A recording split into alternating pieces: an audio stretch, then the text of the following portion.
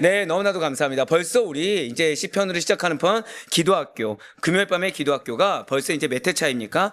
15회 차를 맞이했습니다. 지금 우리는 계속해서 기도학교죠. 우리 한번 절대 고백하실게요. 나는 지금 훈련 중입니다.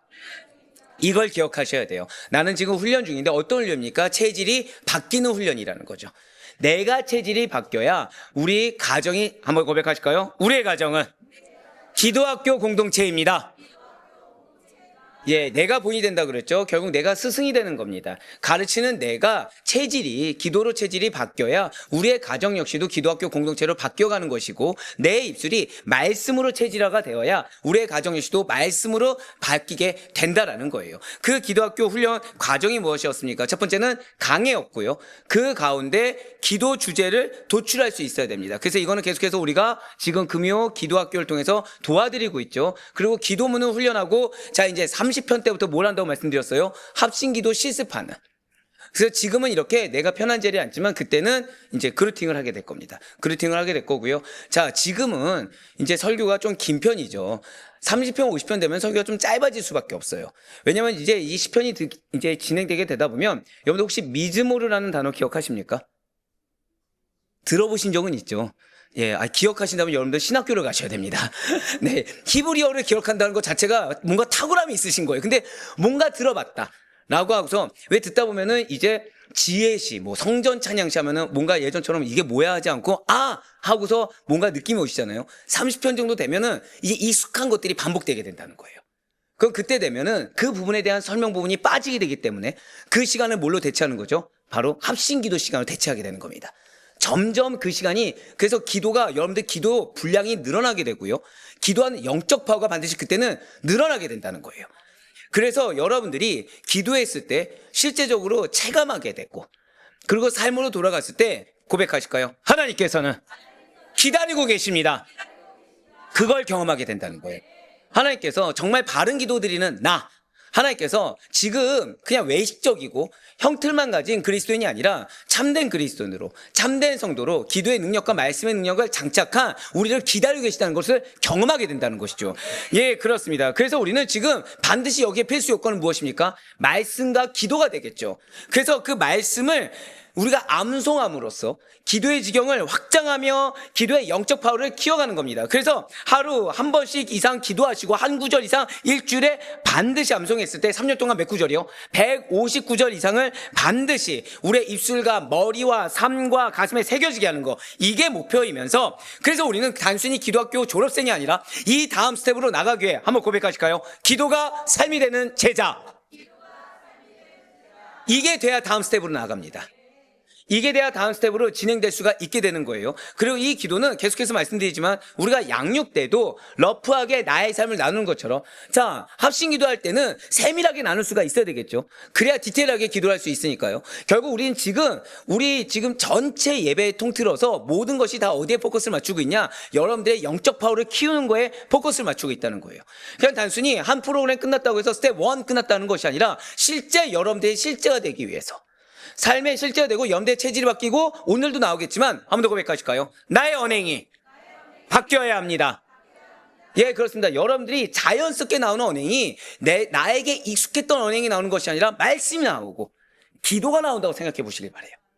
그래서 여러분들의 얼굴에서부터 은혜가 흘러나온다고 하는데, 자, 이것이 그냥 단순히 인내하고 기쁜 얼굴 표정만 지는다고 해서 은혜가 나오는 것이 아닙니다. 한번 기대해 보시길 바라요. 여러분들 통해 예수 그리스도의 향기가 드러나는 거죠. 그러니까 여러분들의 자녀와 배우자가 여러분들을 보는데 이질감과 더불어서 평안함을 느낀다고 생각해 보시길 바래요. 이질감은 왜 이질감이죠? 내가 생각한 아내의 모습이 아닌 거예요. 내가 생각한 남편의 모습이 아닌 겁니다. 내가 생각한 어미와 아비의 모습이 아닌 거예요. 그래서 이질감이 느껴집니다. 근데 마음 가운데 뭐가 있어요? 와, 이렇게 바뀌어주셔서 감사하다. 평안함이 느껴진다는 거죠. 그러면서 속내를 털어놓을 수 있는 가정. 지금 이번 주가 우리 새벽 기도의 주제가 뭐였는지 기억하고 계십니까? 뭐였죠? 승리인데 그냥 승리도 하고, 승리하는 무엇이요? 승리하는 공동체였어요. 즉, 한 번 더 고백하시겠습니다. 나의 변화가 반드시 승리를 인도합니다. 그렇습니다. 우리의 변화, 우리의 깨달음, 우리가 깨닫고 성장하는 거, 믿음의 성숙을 이루는 거, 이것이 반드시 승리하는 공동체의 초석이 되는 것입니다. 예, 그때 우리의 공동체가 말씀드린 대로 정말로 변화되는 것이 무엇인지, 기업이 무엇인지, 그리고 왜 하나님이 계속해서 장구한 축복을 얘기하시는지 깨닫게 될 거라는 거예요. 자, 우리 김포 그리고 우리 일상교구 너무나도 잘해 주셨습니다. 자, 지금 안송하신 것처럼 우리도 도전받아서 계속해서 어떤 모양으로든지 침체가 아니라 무엇이 중요하다고요? 침노하는 자세로. 그래서 말씀을 붙들며 나아가 그 말씀의 능력을 경험할 수 있는 우리 모두가 되기를 간절히 소망합니다. 자, 이제 15회차 시작하도록 할게요. 오늘 15회차는 상당히 다른 의미에서 매우 중요합니다. 자, 여러분들 지금까지 기도학교를 들으시면서 지금 이 기도학교에서 여러분들에게 깨달음을 주죠. 그래서 여러분들에게 묵상하게 하고 도전받게 합니다. 그래서 예를 들어서 이번 주에 왜 계속해서 아침에 말씀 보내드린 것 중에서는 이 묵상과 그리고 통성에 대한 말씀도 살짝 드렸던 것처럼 그것에 대한 중요성을 말씀을 드렸어요. 자, 오늘은 한번 고백하실까요? 실제적인 삶. 실제적인 삶의 지침을 이야기합니다. 자, 기독교 15번째 말씀, 시편 15편 1절부터 5절까지의 말씀, 구약성경 811면에 있는 말씀 우리 같이 보도록 하겠습니다. 시편 15편 1절로 5절까지의 말씀 한 절씩 교독하신 후에 마지막 5절 말씀 한 목소리로 합독하도록 하겠습니다. 제가 먼저 1절 말씀 읽겠습니다. 여호와여, 주의 장막에 머무를 자 누구오며 주의 성산에 사는 자 누구오니까? 정직하게 행하며 공의를 실천하며 그의 마음에 진실을 말하며 그의 혀로 남을 허물하지 아니하고 그의 이웃에게 악을 행하지 아니하며 그의 이웃을 비방하지 아니하며 그의 눈은 망령된 자를 멸시하며 여호와를 두려워하는 자들을 존대하며 그의 마음에 소원하는 것은 해로울지라도 변하지 아니하며 함께요. 이자를 받으려고 돈을 구워주지 아니하며 뇌물을 받고 무죄한 자를 해하지 아니하는 자이니 이런 일을 행하는 자는 영원히 흔들리지 아니하리이다. 아멘. 네, 그렇습니다. 오늘 우리 시편 15편입니다. 미리 서론에 말씀드렸던 것처럼 이 15편 말씀은 삶의 실제적인 지침입니다. 자, 그 설교 제목이 지금 뭐예요? 하나님과 동행하는 삶의 기준이라는 거죠. 정확히는 하나님과 함께 살 수 있는 사람은 어떤 사람인가입니다. 정확히는. 하나님과 함께 살 수 있는 사람은 어떤 사람인가라는 이 질문에 대한 답을 제시하는 말씀이 15편이라는 거예요. 지금 다윗은 자, 분명히 앞서 뭐라 말씀드렸죠? 오늘 말씀 뭐라고요? 실제적인 지침이 되는 말씀이라고 했는데 지금 다윗은 하나님의 그 거룩한 임재 앞에 설 수 있는 그 사람의 삶의 기준을 이 시편 15편을 통해서 설명하고자 한다는 거죠.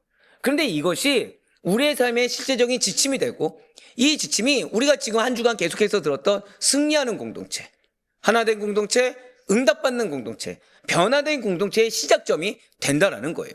자, 그렇다면 시작하기 전에 질문 한번 드려보겠습니다. 과연 여러분들은 어떤 인생을 살기 원하십니까? 네, 참 제가 어리석은 질문을 드렸네요. 앞에서 승리하는 공동체 했으니까 당연히 대답은 뭐가 나와요? 승리하는 인생. 자, 어떤 인생을 꿈꿉니까? 하면 또 승리가 나오겠죠. 자, 맞습니다. 성공하는 인생, 뭐 인정받는 인생, 뭘 해도 승리하는 인생, 걱정 없는 편안한 인생, 아니면 뭘 해도 후회 없는 인생 등등의 여러 가지 답이 있을 수 있죠. 근데 그 중에 부정적인 것은 있습니까? 없습니까? 하나도 없는 것이 우리가 꿈꾸는 인생이라는 거예요. 그런데 여기서도 이러한 질문, 이러한 니즈 앞에서도 우리가 놓치지 말아야 될 것이 있다는 거죠. 그것은 무엇이냐? 여러분과 저의 정체성이 무엇이냐는 거예요. 우리의 정체성은 그리스도인입니다. 이러한 그리스도인에게 있어서 그 인생에 대한 가장 본질적인 질문, 내가 꿈꾸는 인생 그 앞에 가장 본질적인 질문은 이거라는 거죠. 무엇이냐? 나는 정말로 하나님과 함께 사는 인생을 원하는가? 나는 정말 하나님과 함께 사는 인생을 진심으로 원하는가? 이것이 사실상 나는 이런 시간을 갖고 싶어, 나는 이런 인생 살고 싶어, 나는 이런 삶을 꿈꾸고 있어 라는 그 질문보다 더 본질적으로 해야 되는 질문이, 그러면 나는, 자, 여러분들 하나님 믿으십니까? 여러분들 기도 왜 하시죠? 하나님을 믿으니까 하죠. 근데 어떤 하나님입니까? 예, 전지전능한 하나님을 믿으니까 하는 거예요. 무능한 하나님이라고 믿지 않기 때문에. 그럼 나는 그 하나님과 함께 사는 인생을 정말 원하냐는 거죠. 자, 이 질문은 또 하나의 질문이 따라오게 되는 질문입니다. 그것은, 그렇다면 이러한 하나님과 동행하는 삶에는 분명한 기준이 있다는 사실을 고백하실까요? 내가 이 기준을 받아들이고 있습니까? 이게 중요하죠. 그래서 오늘 새벽에 말씀드렸죠. 자, 예를 들어서 제가 누구하고 결혼하고 싶어요. 제가 누구하고 제가 너무나도 좋아하는 사람과 결혼하고 싶습니다. 그래서 오늘 제가 아예 대놓고 누굴 예를 들었어요? 예, 저희 아내 예를 들었죠. 근데 처음에 저는 일사천리로 결혼까지 통과했습니까? 아니면 아픔을 겪었습니까? 매우 쓰디쓴 아픔을 겪었죠. 왜죠? 기준을 누구에게 맞췄기 때문에? 나에게 맞췄기 때문에. 그러면 저 사람 입장에서는 웬 뚱뚱한 사람이 와서 딱 보기에도 믿음이 좋아 보입니까? 안 좋아 보입니까? 안 좋아 보이는 사람 와서 내 기준을 들먹이는데 받아줄 이유가 있습니까? 없습니까? 아, 있습니까? 1도 없다는 거죠. 그러면 제가 결혼하기 위해서는 제가 원하는 것을 달성하기 위해서는 최소한 무엇이 필요한 거예요? 기준을 맞춰야 되겠죠. 마찬가지입니다. 우린 기도를 합니다. 왜죠? 고백하실까요? 나는 하나님의 능력이 필요합니다. 예, 나는 하나님의 능력이 필요해요. 그 능력이 필요하면 내 기준을 들먹여서 하나님 보시기에 뭐야 얘는 이 대우를 받을 것인가? 아니야, 하나님이 원하시는 기준을 내가 받아들이고 이 기준에 맞출 것인가? 왜요? 주권자가 누구이기 때문에? 하나님이시기 때문에. 능력이 누구에게 있어요? 나에게 없으니까 기도하는 거죠. 하나님께 있기 때문에. 오늘날 우리들이 살아가는 시대는 지난주에 금요철에 기도학교에서 우리가 은혜 받았던 것처럼 하나님 없이도 괜찮아 보이는 세상일 뿐만 아니라 이 말과 삶이, 행동이 따로 놀아도 괜찮은 것처럼 보이는 세상이기도 합니다. 고백하실까요? 외식과 거짓이 점철된 세상. 맞아요. 우리가 살고 있는 세상은 바로 이런 거라는 거예요. 말과 삶이 따로 놀아도 괜찮은 것처럼, 즉 외식을 부려도 괜찮고 거짓을 해도 이상하지 않는 것처럼 보이는 세상입니다. 사람을 속이는 것이 이상하지 않다라는 거예요. 신앙적인 언어와 말은 굉장히 풍성해지고 굉장히 화려해졌습니다. 하지만 실제 삶이라는 것은 전혀 다른 방향을 향해서 나아갈 때가 너무나도 많다는 거죠. 어제 너무나도 존경하는 이제 교수님들하고 담임 목회자들하고 잠깐 만나서 대화를 하는 시간이 있었다고 말씀드렸죠. 근데 제가 너무나도 좋아하는 형님 목사님이 그러는 거예요. 어느 순간 우리 장로님들의 대표 기도가 수려해졌다는 겁니다. 장로님들 대표 기도가 와, 이게 이전에는 장로님들의 대표 기도가 잘했을까요? 아니면 서툴렀을까요? 그리고 이 대표 기도 들으면 전날 뭐가 있었는지 딱 감이 올 정도로 대표 기도도 알았다는 거예요. 근데 이게 어느 순간 장로들 대표 기도가 너무 수려해진 거예요. 근데 이게 한 주, 두 주 지나는데 분명 A라는 장로님, B라는 장로님, C라는 장로님의 대표 기도가 어떻습니까? 점점 비슷해져 가는 거죠. 자, 왜입니까? 정답입니다. 네. AI의 힘을 빌리기 시작한 거예요. 거기서 뭘 안 하죠? 기도를 안 하기 시작한 거예요. 실제로. 그러다 보니 대표 기도는 수려해졌습니다. 근데 부서 가서 하는 기도는 어떻게 돼요? 서투기 짝이 없는 거죠. 진정성이 없어지는 겁니다. 그러면서 이 AI에 대한 문제점에 대해서 나오고 결국 목회자가 살 길은 뭐죠?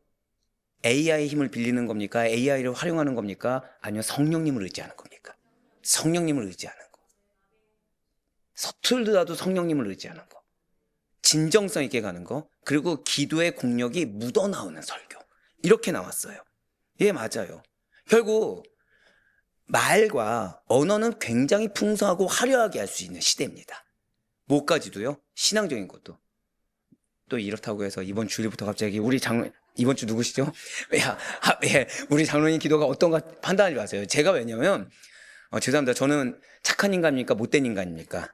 이야, 못된 인간이라고 바로 말씀해 주셨어요. 근데 우리 장로님들 기도는 나쁘게 얘기하면 투박하십니다. 그래서 좋아요.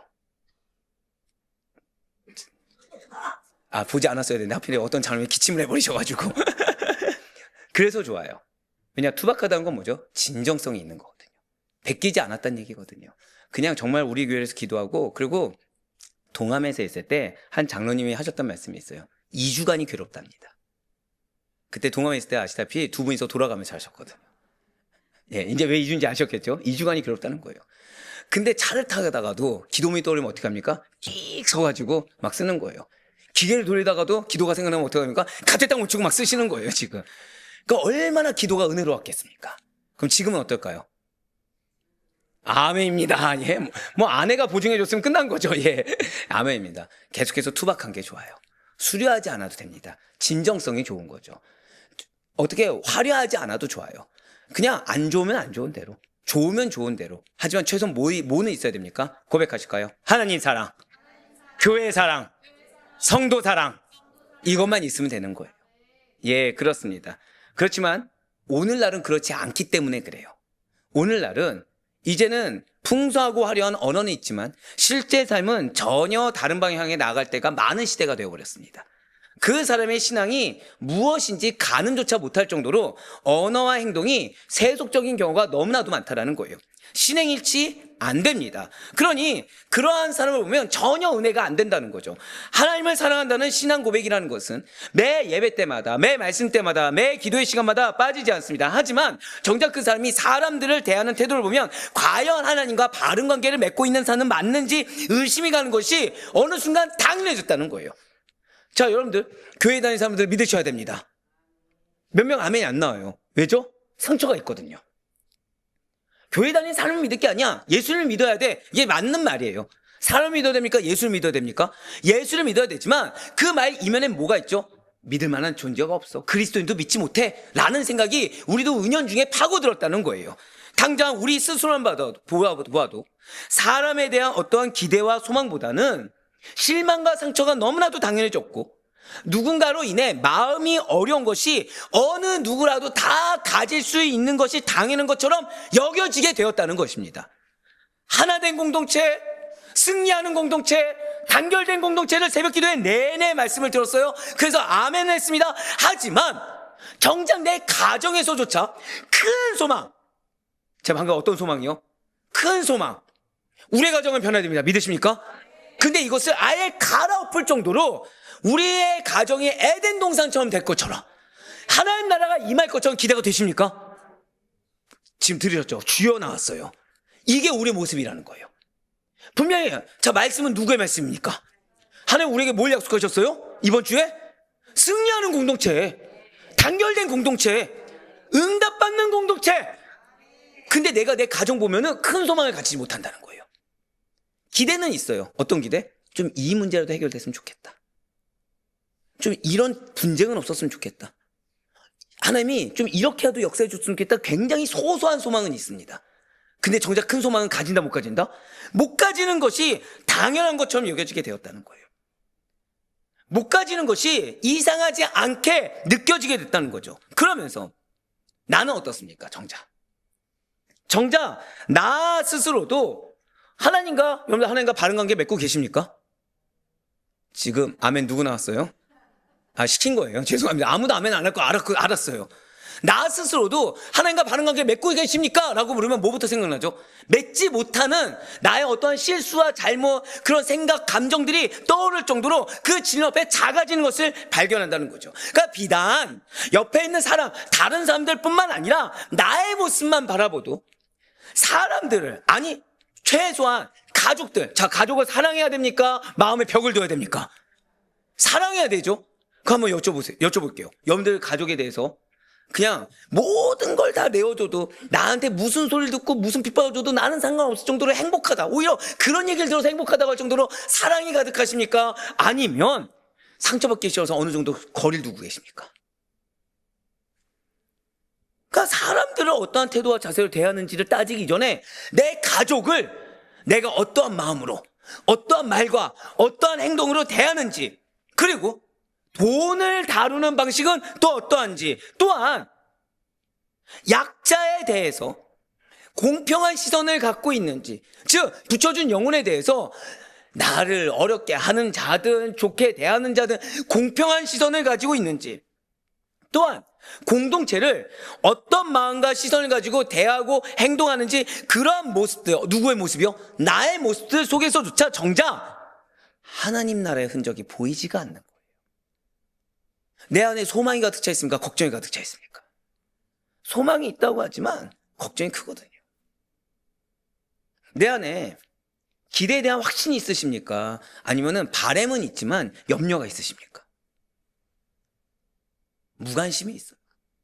염려가 있어요. 그리고 이것은 비단 오늘날 우리뿐만 아니라 지금 다윗도 그러하더라는 거예요. 지금 다윗의 시대예요. 너무나 많은 문제가 대두되고 있습니다. 지금 다윗의 시대는 어떤 시대냐? 지금 이제 사울 왕이 없어요. 이제 사울 왕에서 자기로 왕권이 이양된 지 얼마 안 됐습니다. 근데 자, 다윗은 이스라엘 백성들을 사랑했습니까? 안 사랑했습니까? 너무 사랑했죠. 사랑해서 봤어요. 봤더니 거짓이 난무하고 있는 거예요. 어딘데요? 이방 나라 이스라엘인데 거짓이 난무한 거예요. 공공연하게 자기가 보는 앞에서 뇌물이 판치는 겁니다. 비리가 판을 치고 있는 거예요. 가난한 사람을 착취하고 있더라는 겁니다. 빈부의 격차는 점점 벌어지고 있고 권력을 남용하고 있더라는 거예요. 아이러니하게도 사람들의 입술에서는 여호와를 찬양하는 소리가 아름답게 흘러나오고 있어요. 성전에서 말하는 소리는, 성전에서 예배드리는 소리는 이렇게 화려해질 수가 없더라는 거죠. 그들의 삶에는 근데 그 성전에서 제사드릴 때 나오는 아름다운 찬양의 소리와는 별개로 삶에서는 악취가 나오고 있더라는 거예요. 제사는 점점 화려해지고 다양해졌지만 정작 그 알맹이는 텅 비어있는 상자와 같이 안에 아무것도 없더라는 거죠. 지금 다윗은 과거 사울의 잔존 세력과의 전쟁에 더해서 이제 왕권이 됐고 보니, 지금 그러면은 다윗에게 있어 가장 필요한 것이 무엇입니까? 지금 왕권을 확립했어요. 그럼 지금 근데 사울 왕과의 잔존 세력과의 전쟁이 아직도 남아 있습니다. 왕은 됐지만 사울 왕은 없지만 지금 아직 뭐가 남아 있다고요? 마치 여호수아에서 기업 분배는 받았지만 뭐가 남았다고요? 미 정복 지역이 남아 있는 것처럼 다윗도 지금 왕권은 받았지만 아직 잔존 세력과의 전쟁이 남아 있습니다. 그럼 지금 다윗에게 있어서 가장 필요한 것이 무엇입니까? 왕권 할일 아닙니까? 자신의 위치를 견고해야 되지 않습니까? 그런데 지금 다윗은 그보다 더 중요한 필요성을 느꼈습니다. 그것이 무엇이냐? 고백하실까요? 영적인 회복. 영적인 회복의 필요성을 처절하게 느끼고 자신이 경험하고 있었습니다. 그래서 지금 다윗은 자신의 왕권 할례보다 무엇을 먼저 했냐? 하나님의 임재를 상징하는 언약궤를 예루살렘으로 가져왔다는 거예요. 이 내용이 바로 사무엘하 6장에 기록되어 있습니다. 예, 맞습니다. 시편 15편의 배경은 사무엘하 6장이에요. 사무엘하 6장을 보시면 언약궤를 예루살렘으로 옮긴 사건이 기록되어 있는데 그 후에 이 예루살렘이 이스라엘의 예배 중심 도시가 됩니다. 그러면서 다윗이 언약궤를 가져오면서 무엇이라고 할 질문을 첫 번째, 와 하나님 감사합니다가 아니라 언약궤를 가져오면서 이스라엘 백성들 향해서 질문을 던진 질문이 뭐예요? 누가 주의 장막에 머물며 누가 주의 성산에 사는 자인가를 먼저 물었다는 거예요. 다시 말씀드립니다. 지금 다윗은 입지가 견고하다 아니면 입지를 견고하게 해야 된다? 입지를 견고하게 해야 됩니다. 그러면 지금 사람들의 비위를 맞춰야 됩니까? 아니면 사람들에게 먼저 무언가를 촉구해야 됩니까? 엄밀히 따지면 아직 뒤에 나오지만 사울왕의 잔존 세력이 남아있어요. 그리고 이 이스라엘 백성들은 사울왕의 악한 영향을 받은 상태입니다. 그런데 여기서 사람들의 인정을 받기보다는 나의 영적 리소스의 책임을 먼저 다하고 있다는 거예요. 한 번 더 고백하실까요? 나의 책임이 있습니다. 지금 공동체를 분별해서 바라봐야 될 영적 리더의 소양이 지금 대두되고 있고 그 영적 리더로서 공동체에 지금 무엇이 필요한지, 그래서 그 영적인 회복을 위해서 나의 안위를 따지는 것이 아니라 정말 영혼을 사랑하기 때문에 너희 영적으로 회복해야 돼 라고서 첫 번째 질문 던진 것이 누가 하나님의 임재에 더하며 누가 하나님과 동행하며 살고 있는 것인가. 그렇습니다. 저와 여러분에게 오늘 시편 15편은 하나님의 임재가 머무는 곳에 거하며 하나님과 동행하는 삶을 살고 있으니까 라고 질문하고 있어요. 그렇다고 해서 지금 이 질문이 결코 구원의 조건이 무엇이냐라는 마치 교리시험 문제인 것처럼 착각해서는 결코 안 됩니다. 시편 15편의 표제가 무엇입니까?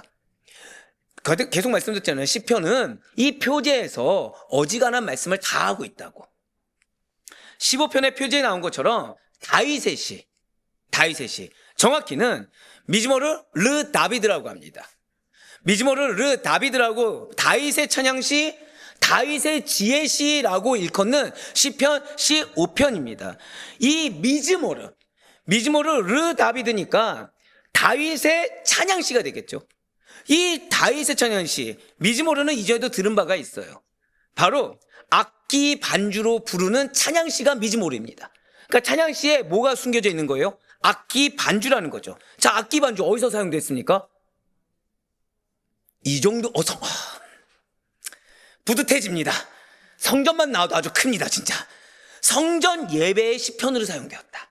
성전 예배 때 불러진 노래다. 바로 그거라는 거죠. 이 미즈모르는 뒤에도 나올까 안 나올까요? 계속 나옵니다. 계속. 즉 다윗이 선포한 이 질문이 후에 예배 때마다 성도들에게 물어봤다는 거예요. 한마디로 뭐예요? 너 지금 하나님과 동행하고 있는가? 너 지금 하나님 앞에 설 자격이 있는가? 누가 실제로 하나님과 동행하는지에 대한 기준을 제시하고자 묻는 질문이 시편 15편인데 항상 무엇을 했다고요? 이후의 예배에서도 늘 이 질문을 하도록 했다는 거예요. 예배 때마다 뭐요? 너가 정말 지금 하나님과 동행하고 있는가? 너가 지금 하나님 앞에 설 자격이 있는가를 물어봤다는 거예요. 그렇다고 해서 지금 다윗은 좋아요. 후에 예배자들에게 그리고 오늘날 우리들에게 너 하나님 앞에 설 자격이 있어? 너 하나님과 동행하고 있어? 이 질문만을 던지고 아무런 응답도 없이 속수무책으로 모함 속에 우리를 밀어붙이고 있지 않습니다.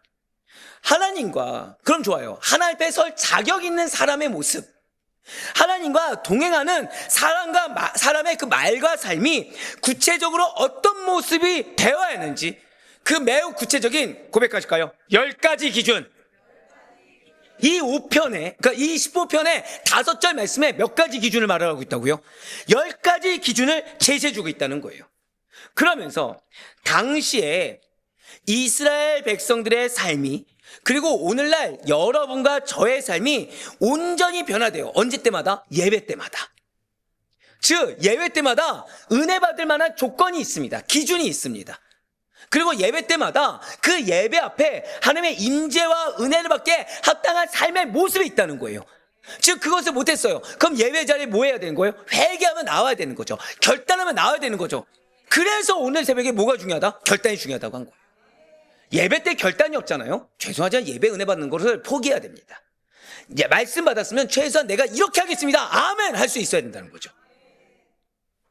그래서 하나님께서 받으시기에 합당한 아름다운 향기가 드러나기를 원하고 계시고 그 향기가 고백하실까요? 향기가 공동체에 퍼지기를 원하십니다. 그렇습니다. 이렇게 다윗이 질문해요. 그러면 지금 10가지 기준을 제시한다는 것은 지금 다윗이 답을 주는 겁니까? 안 주는 겁니까? 주고 있다는 거예요. 즉 시편 15편 다윗이 질문하고 다윗이 대답을 하는 이 시편 15편은 외형상 입당송 형식을 취하고 있습니다. 입당송. 입당송이 무엇일까요? 예배자들이 예배에 참석하기 위해 성전에 들어가려고 할 때 제사장이 예배자에게 입당 자격을 묻는 거예요. 그러니까 너희 들어올 자격이 있냐? 이걸 뭘로 했다고요? 너가 그 기준을 맞추었느냐? 너가 상 가운데 그런 실제가 되었느냐? 자, 우리 예배 드리기 전에 뭐 하죠? 기도해야 되죠. 예배 드리기 전에 기도해야 되죠. 근데 기도할 때 뭐 합니까? 그냥 은혜 주세요라고 기도합니까? 아니면 회개하십니까? 회개부터 하죠. 왜죠? 예배는 누가 받으십니까? 나를 위한 게 아니에요. 하나님 기뻐 받으시는 겁니다. 그게 나에게 유익이 되는 것뿐입니다. 그래서 그러면 하나님 받으시기에 합당한 기준이 있는 그 채웠는지 거기에 합당하게 살았는지 그거를 내가 스스로 하나님 앞에 고백하고 회개하면서 하나님께서 기뻐 받으신 예배 그리고 그 기뻐 받으신 예배를 통해 주실 은혜를 받기에 합당한 그릇으로 먼저 되는 거죠. 그 입당 자격을 묻고 거기에 예배자가 대답하는 형태로 된 노래가 입당송입니다. 즉 우리가 임내 찬양이라고 하잖아요. 임내 찬양의 기원이 뭐예요? 입당송입니다. 즉 그래서 임내 찬양에 뭐가 들어가야 되죠? 내가 하나님께 기준이 맞춰서 돼 있는지 그리고 모두 들어가야 돼요. 결단도 있어야 되고 기준도 있어야 되고 그 다음에 회개도 있어야 되고 그래서 기뻐 받아 주시옵소서라고 해야 되는 거죠. 자, 앞서 말씀드린 대로 구약시대 이스라엘 백성들이 성전 예배 직전에 노래하던 예배시 바로 그 입당송이 시편 15편인 것입니다. 그래서 지금 다윗은 진정한 예배자 하나님께서 은혜를 주기에 합당하고 은혜를 받기에 합당한 삶이 예배가 된 자들이 누구인지에 대해서 질문하고 대답함으로써 하나님 나라에서 영원히 살게 될 자의 그 모습과 자격을 이후의 예배자들에게 그리고 우리들에게 가르쳐주고 있다라는 거예요. 즉 예배를 통해 뭘 경험할 수 있다고요? 하나님 나라에서 사는 걸 경험할 수 있습니다. 예배를 통해서 하나님 나라가 임함을 경험할 수 있게 한다는 거예요. 지금 그거를 주기 위해서 이 시편 15편을 기록했다는 겁니다. 근데 예배 때만 누려야 됩니까? 삶에서도 누려야 됩니까? 삶에서도 누리게 하기 위해 한번 더 고백하실까요? 내가 받은 은혜가 나의 삶과 나의 공동체를 반드시 변화시킵니다. 자, 그렇게 14편까지 얘기했지만 정작 이스라엘 백성들이 말을 듣습니까? 안 듣습니까? 잘 안 듣는 거죠. 정확히 말씀드리면 사울 왕 때도 성전 예배를 드렸어요? 안 드렸어요? 드렸습니다. 근데 그들의 삶이 변화됐습니까? 악영향을 받았습니까? 악영향을 받았다는 거예요. 그래서 그들 삶 가운데 실제 하나님 나라를 경험하게 하기 위해 놀라운 것은 이 15편에 기록된 여러 가지 히브리어 단어들이 있어요. 그 중에 하나는 하나님이 에덴 동산에서 아담에게 명령한 명령어가 들어있을 정도로 즉 이 시편 15편 등에서 지금 다윗은 이스라엘 백성들이 뭘 경험하길 원하는 거예요? 죄를 짓기 전에 에덴을 경험하길 원한다는 거예요. 그걸 어디에서요? 예배를 통해서. 그럼 한번 더 고백하실까요? 예배를 통해 하나님 나라를 경험할 수 있습니다. 그렇습니다. 그것을 지금 우리에게 가르쳐주고 있어요. 그렇기 때문에 시편 15편은 특정 시대, 특정 사람에게만 해당하는 말이 아닙니다. 당연하겠죠. 믿지 모르면 예배 시에 찬양했던 것이기 때문에 공동체가 다 같이 경험할 수 있는 거죠. 하나님과 함께 살기를 원하는 모든 세대의 성도들에게 주어진 삶의 기준이 시편 15편이라는 거예요. 난 정말 하나님의 은혜를 받기를 원합니다. 난 정말 하나님 나라가 임하길 원합니다. 하나님과 함께 살길 원해서 그분과 동행하신 삶을 경험하길 원합니다 라고 단 1%로 생각하고 있다고 한다면 그 모든 세대의 성도들에게 주어진 삶의 기준이 있다는 거예요. 즉 은혜를 주신다 안 주신다? 주시는데 기준이 있다는 거죠. 과연 누가 하나님이 기뻐 받으시는 예배를 드릴 수 있는가? 여기에 해답이 있다는 거예요. 과연 누가 하나님이 기뻐 받으시는 예배를 드릴 수가 있는가? 그래서 오늘 우리는 이 시편의 말씀을 통해서 말과 삶이 일치되는 기도. 자, 여기는 당연히 결단이 필요한 거죠. 말과 삶이 일치되는 기도. 그리고 하나님과 동행하는 삶을 준비시키는 기도. 자, 방금 뭐라 말씀드렸어요? 하나님과 동행하게 되는 기도라고 안 했습니다. 한 번 더 고백하실까요? 하나님과의 동행에도 준비가 필요합니다. 예배는 그 준비를 시킵니다. 맞아요. 바로 그거예요. 하나님과 동행하는 삶을 준비시키는 기도를 우리는 배우게 될 거고요. 하나님께서 기뻐 받으시는 온전한 삶, 그 변화된 삶을 통해 여러분들의 공동체가 승리하는 공동체로, 여러분들의 공동체가 하나된 공동체로, 여러분들의 공동체가 응답받는 공동체로 변화될 것을 믿으시길 바랍니다. 먼저 우리 1절과 2절 말씀을 먼저 보도록 하실게요. 여호와여, 주의 장막에 머무를 자 누구 오며 주의 성산에 사는 자 누구 오니까? 정직하게 행하며 공의를 실천하며 그의 마음에 진실을 말하며. 아멘. 자, 지금 1절에서 다윗은 여호와여라는 하나님을 부르는 호칭과 함께 지금 두 개의 질문을 던지고 있습니다. 자, 지금 질문의 기준을 어디에 두고 있어요? 바로 여호와여. 기준이 누굽니까? 이 말로 기준을 지금 누구로 삼았어요? 하나님을 삼았다는 거죠. 자, 그럼 두 개의 질문은 무엇입니까? 첫 번째로 주의 장막에 머무를 자가 누구 오며, 두 번째가 무엇입니까? 주의 성산에 사는 자 누구 오니까. 자, 화려한 건 뭐라고요? 중요하답니다. 예. 방송팀께 미안하지만 준비하는데 꽤 시간이 걸려요. 자, 이렇게 지금 근데 기준을 어디다 뒀다고요? 노란색 표현된 부분을 보시면 나에게, 나의 상황에 두지 않습니다. 즉 우리가 흔히 말하는 주님 언제 역사할 겁니까? 주님 왜 이런 겁니까? 라는 질문의 기준을 나에게 둔 것이 아니라 여호와여, 하나님께 두고 있다는 거예요. 자, 이게 뭐냐? 질문의 기준을 하나님께 두었다는 것이 무엇이냐? 한번 고백하실게요. 신본주의적 신앙 자세. 지금 이 여호와여 이 한마디에 뭐가 담겨 있다고요? 신본주의적 신앙 자세가 들어있는 겁니다.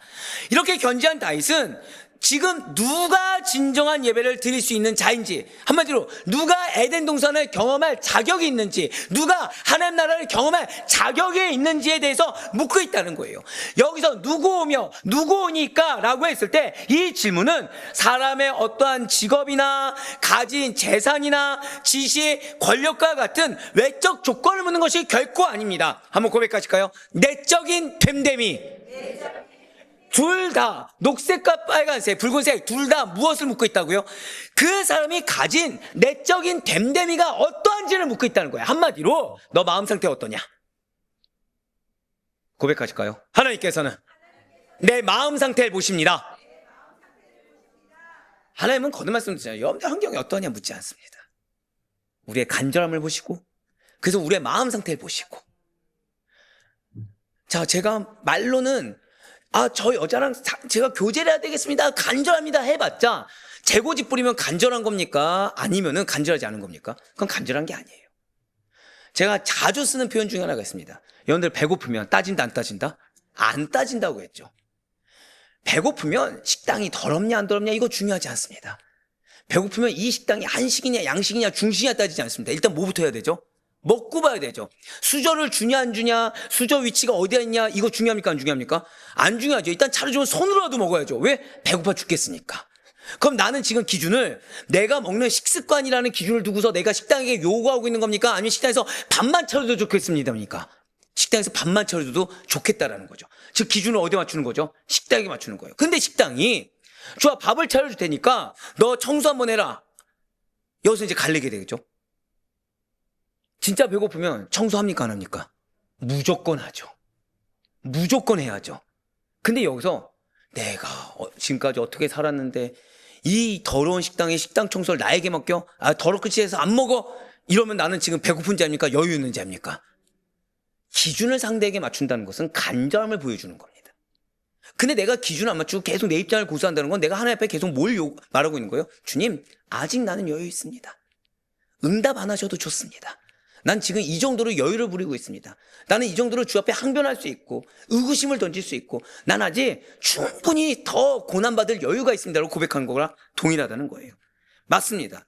지금 이 질문은 다른 거 묻는 거 아니에요. 너의 마음 상태가 어떠하냐? 너 진짜 간절하냐? 너 진짜 그 마음이 나에게 합당할 정도 맞출 준비가 되었느냐? 한번 더 고백하실까요? 내적인 됨됨이. 자, 보통 우리가 저 사람 누구야? 라고 질문할 때가 있죠. 저 사람 누구야? 라고 질문할 때.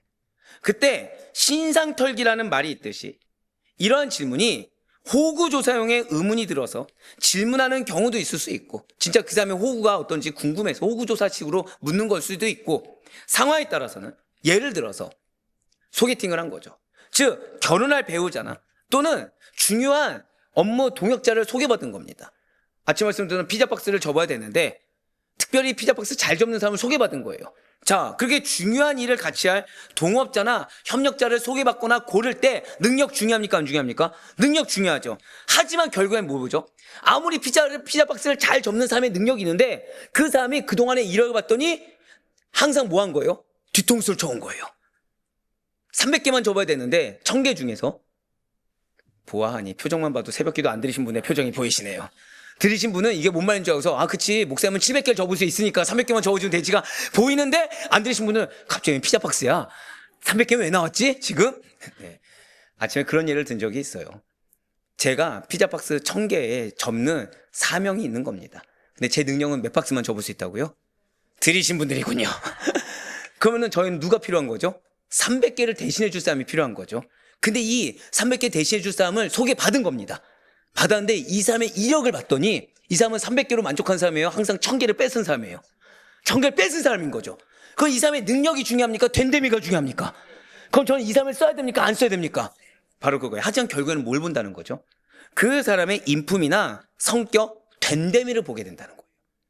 예배자의 조건이 그러하다는 겁니다.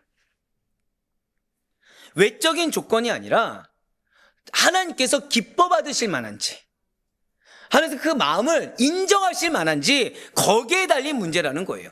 그러니까 아무리 내가 이 사람은 좋은 자야, 이 사람 믿을 만한 사람이야 라고 추천을 하다고 하더라도 결국 이 사람의 이력이 계속해서 살아온 삶의 행태가 뒤통수를 쳐왔다고 배신을 했다고 한다면 우리는 그 사람을 골라야 됩니까? 안 골라야 됩니까? 아무리 옆에서 한다고 해도 안 되듯이 아무리 제가 여러분들이 우리 성도들은 좋은 사람들입니다 라고 추천을 해도 하나님께서 아직 멀었어 라고 한다고 한다면 우린 누구의 판단을 따라야 되는 거예요? 하나님의 판단을 따라야 된다는 거예요. 제가 제일 듣기 싫은 말이 있어요.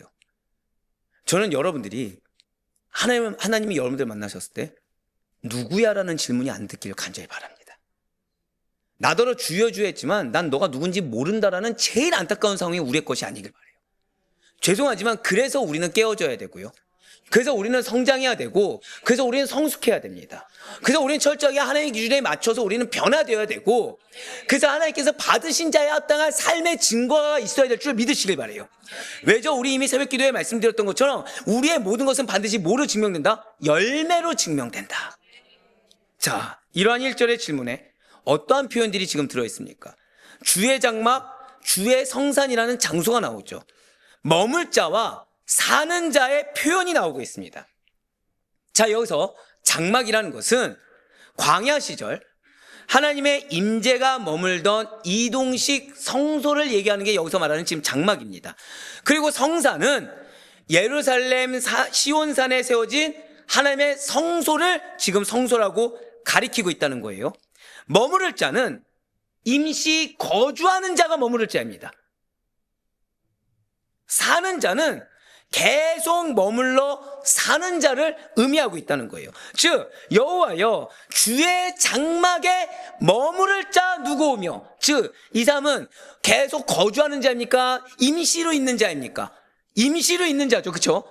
주의 장막에 지금 사는 자라 했으니까 머무를 자라고 했으니까 1절에 머무를 자 누구며, 그 다음에 나와 있는 붉은색 아까 표현된 부분은 주의 성산에 사는 자, 주의 성소에 사는 자 누구오니까. 자, 이게 뭔 거예요? 바로 이게 계속해서 머물러 사는 자라는 거죠. 즉 지금 그 의미를 어떻게 하고 있는 겁니까?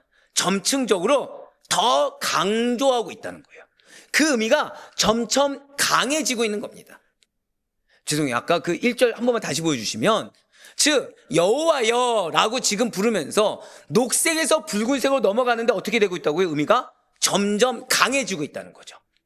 녹색에서 붉은색으로 넘어가면서 머무던 자에서 거하는 자, 사는 자로 바뀌고 있다는 거예요. 그러니까 쉽게 말하면 지금 이 1절이 뭘 말하고 있냐? 하나님 곁에 잠깐 방문하는 사람이 아니라 하나님과 함께 살아가는 사람은 누구입니까? 묻고 있는 거예요. 즉 좀 더 쉽게 말씀드릴까요? 하나님을 이용하는 사람이 아니라 진짜 하나님의 백성이 누구입니까? 진짜 하나님의 향기를 드러내는 자 누구입니까? 그래서 하나님께서 은혜를 만배로 주셔도 아깝지 않은 자가 누구입니까? 지금 이 질문이라는 거예요. 지금 그래서 여기서 중요한 것은 주의 장막, 주의 성산, 성소가 너무나도 중요한 표현입니다. 이 표현을 통해서 지금 시편 15편이 아까 어디가 배경이라고요? 사무엘하 몇 장? 6장이 배경되는 거. 왜죠? 이 시편 15편이 이 주의 장막, 주의 성소, 주의 성산이라는 표현을 통해 다윗이 언약궤를 오베데돔의 집에서 시온산의 성막에 안치해 놓은 직후에 지어졌을 것으로 볼 수가 있다는 겁니다. 자, 이렇게 다윗은 1절 말씀을 통해서 주의 장막에 머물며 주의 성산에 거할 자가 누군지, 결국 어떤 자라고요? 하나님이 은혜를 만배로 부어주셔도 아깝지 않을 자. 자, 여러분들은 여러분들의 자녀에게 유산을 주시겠습니까? 집에 잠깐 한번 우연히 들른 사람에게 유산을 물려주시겠습니까? 당연히 자녀죠. 그거 묻고 있는 거예요. 지금 당신의 자녀에 합당한 증명된 자 누구입니까? 진짜 당신과 살아가는 자가 누구입니까? 그 자격을 질문한 다음에 우리에게 스스로를 돌아보라 라고 하지 않고 아예 해답을 주고 있다는 거예요. 몇 가지를요? 10가지를. 2절에서 5절 상반절까지 총 10가지의 대답을 나열합니다. 그리고 놀랍게도 이 10가지의 덕목은, 자, 한번 너를 돌이켜봐, 묵상해봐, 하나도 없습니다. 모두 다 실천적 측면의 것들입니다. 결국 실천할 수 있다 없다? 할 수 있는 것들만 얘기합니다. 이렇게 다윗이 실천적인 덕목만을 나열한 것은 관념적 신앙만으로, 관념적, 즉 생각하고 그러겠거니 그냥 여기는 것만으로는 하나님과 바른 관계를 유지할 수도 없고 하나님의 축복을 받을 수 없다는 사실을 강조하기 위함입니다. 거꾸로 얘기하면 나는 내 백성이 너희들이 하나님의 축복을 받았으면 좋겠어. 근데 너희가 말만 앞서는 자가 되어서는 안 돼. 너희가 생각만, 머리만 깨어있는 자가 되어서는 안 되고 너희가 실천적으로 증명해야 돼. 너희가 정말로 축복을 받기를 원한다고 한다면 실천적인 거 이 말씀에 순종해서 지켜야 돼. 그래서 자, 이번 주에 새벽 기도해야 돼. 누구의 말씀에 순종하라? 지도자의 말씀에 순종하는 말씀이 그래서 나온 거예요. 그냥 영적으로 비대하면 들으면 안 되겠죠. 하지만 깨어서 하나님의 말씀을 담대히 바르게 전하는 지도자의 말이라고 한다면 순종해서 반드시 무엇을 받으라? 축복을 받으라. 특히 이 10가지 덕목은 모두 다 이웃 간의, 즉 사람 간의 바른 관계입니다. 이웃 간의, 사람 간의 바른 관계. 이것이 결국 무엇을 강화시키죠? 공동체를 회복시키는 거죠. 공동체를 강화시키는 거죠. 즉 오늘 말씀은 여러분들이 실천할 수 있다 없다? 바로 실천할 수 있는 내용들입니다. 바로 적용할 수 있는 거고 이 적용을 통해 고백하실까요? 우리의 가정은, 우리의 교회는 반드시 승리합니다. 바로 그거예요. 그렇습니다. 하나님과의 수직적 관계를 잘 유지하는 자들은 이에 더해 이웃 간의 관계에도, 한 번 더 계속 보여주세요. 이웃 간의 관계에도, 영혼 간의 관계도 잘 유지해야 된다는 거예요. 물론 이 10가지 대답을 완벽하게, 완전하게 다 행할 수, 즉시로 행할 수 있는 분은 오직 예수님 뿐입니다. 근본적으로 타락한 인간은 이 10가지를 다 지킬 수가 없어요. 그래서 우리는 자기 부인해야 돼요. 그래서 새벽 기도에 말씀드렸던 것처럼 자기 희생이라는 걸 그래서 해야 되는 겁니다. 왜요? 나도 모르는 사이에 내 고집을 부릴 수 있을까 없을까요? 있기 때문이라는 거예요. 나도 모르게 내가 원하는 방향을 주장할 수 있을까 없을까요? 있기 때문이라는 거죠. 그래서 우리는 예수님을 의지하고 그분께 적법심을 당하며 온전히 예수로 말미암은 삶을 살아가야 된다는 것입니다. 그런 다음에 성령님의 도우심을 통해 10가지 덕목으로 대표되는 의로운 삶을 행하기를 힘써야 된다는 거예요. 그래서 뭐가 필요하다고 그랬죠? 오늘 결단이 필요한 거예요. 그래서 결단조차 하지 않고서 할 수가 없는 거죠. 계속해서 내 세계에 갇혀서는 아무것도 할 수가 없다는 겁니다. 바로 이것이 다윗이, 그리고 하나님께서 여러분에게 원하시는 바고, 한 번 더 고백하실까요? 주님께서는 지금도 기다리고 계십니다. 바로 그거예요. 승리하는 공동체를 기다리고 있는 거예요. 먼저 2절에서는 그래서 이런 실천적인 대답이 3가지가 나옵니다. 첫 번째는 정직하게 행하는 자입니다.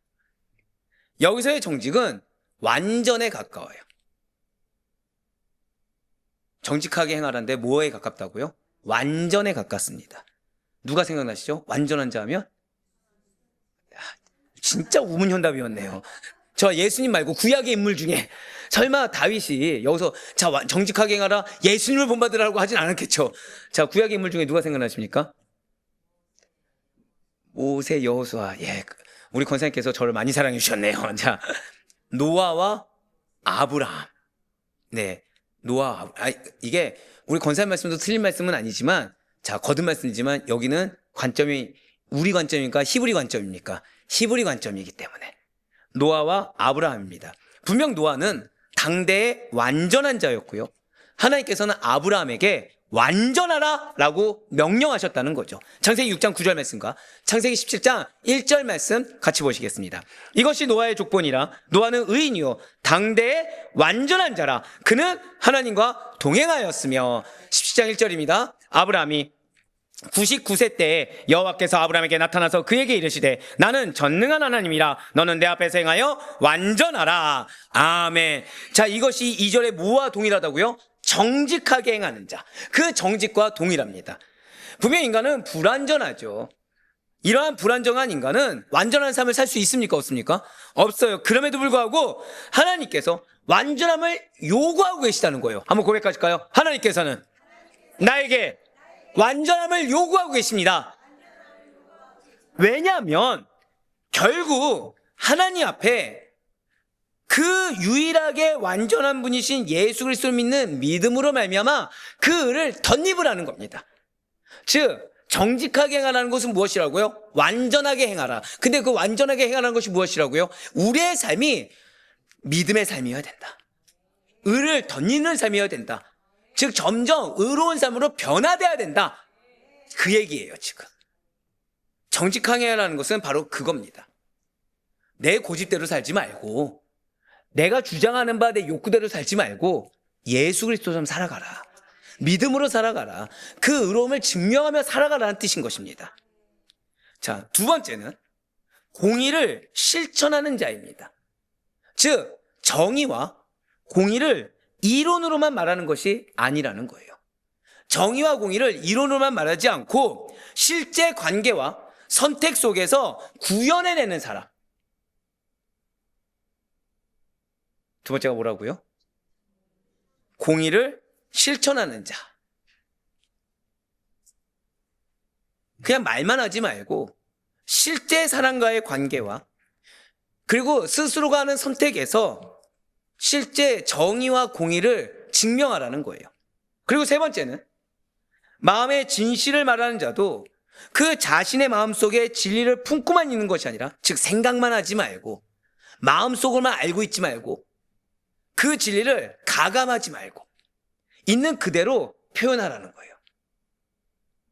즉, 내 마음은 이러고 싶은데 상황이 어려워서 어쩔 수 없어 이런 핑계 대지 말고 직접 뭐하라? 삶으로 표현하라는 거예요. 진리를 깨달았으면 이거는 사도 바울이 로마 교회 성도들에게 12장에 시작하자마자 얘기한 거랑 동일하죠. 1장부터 11장까지 교리를 얘기했습니다. 12장 1절 2절 통해서 너희 몸을 거룩한 모로 드리라 산 제사로 드리라고 했죠. 그 말이 무엇이었다고요? 너희가 들었으면 알았으면 살아내야 돼. 지금 그 얘기입니다. 말씀을 알았으면 그렇게 살아내라. 어떻게 해요? 표현해가면서 진리를 표현하면서 나를 표현할 것이 아니라 진리를 표현하고 예수를 표현해라. 언어가 단순히 예의 바른 포장으로 쓰이지 않고 마음에서부터 진실을 말하는 사람으로 살아가라는 거예요. 자, 지금 이 세 가지 대답을 보니까 어떠십니까? 실제적이죠. 자, 첫 번째 뭐예요? 믿음으로 정직하게 행해. 두 번째 뭐예요? 너의 선택에서 타협이나 뒤에 나오지만 뇌물이나 그런 어떤 인간의 유익에 따라 감정에 따라 움직이지 말고 들은 말씀 그대로 의로움을 선택해. 의로움을 실천해. 세 번째가 어떻게 해요? 직접 살아내. 입술로 표현하는 것만큼 삶에서도 표현을 해. 무엇을요? 진리를. 매우 실제적이죠. 여기서 중요한 것은 하나님과 동행하는 삶의 기준이 어떤 특별한 영적 체험이나 대단한 은사가 아니라는 거예요. 자, 우리가 나눔과 성김에서도 배웠죠. 나눔과 성김, 최소한 뭐만 있어도 할 수 있다고요? 그리스도의 사랑. 마찬가지로 하나님과 동행하는 삶의 기준이 아주 구체적이고 일상적인 윤리와 태도라는 점입니다. 진실로 하나님께서는 잘 기억하셔야 돼요. 누가 내 장막에서 불같이 기도하고 있는가? 라는 것보다 가장 먼저 누가 일상에서 정직하게 행하고 누가 일상에서 공의를 실천하고 있으며 누가 일상에서 그 마음에서부터 진실을 말하고 있는가를 물어보고 있다는 겁니다.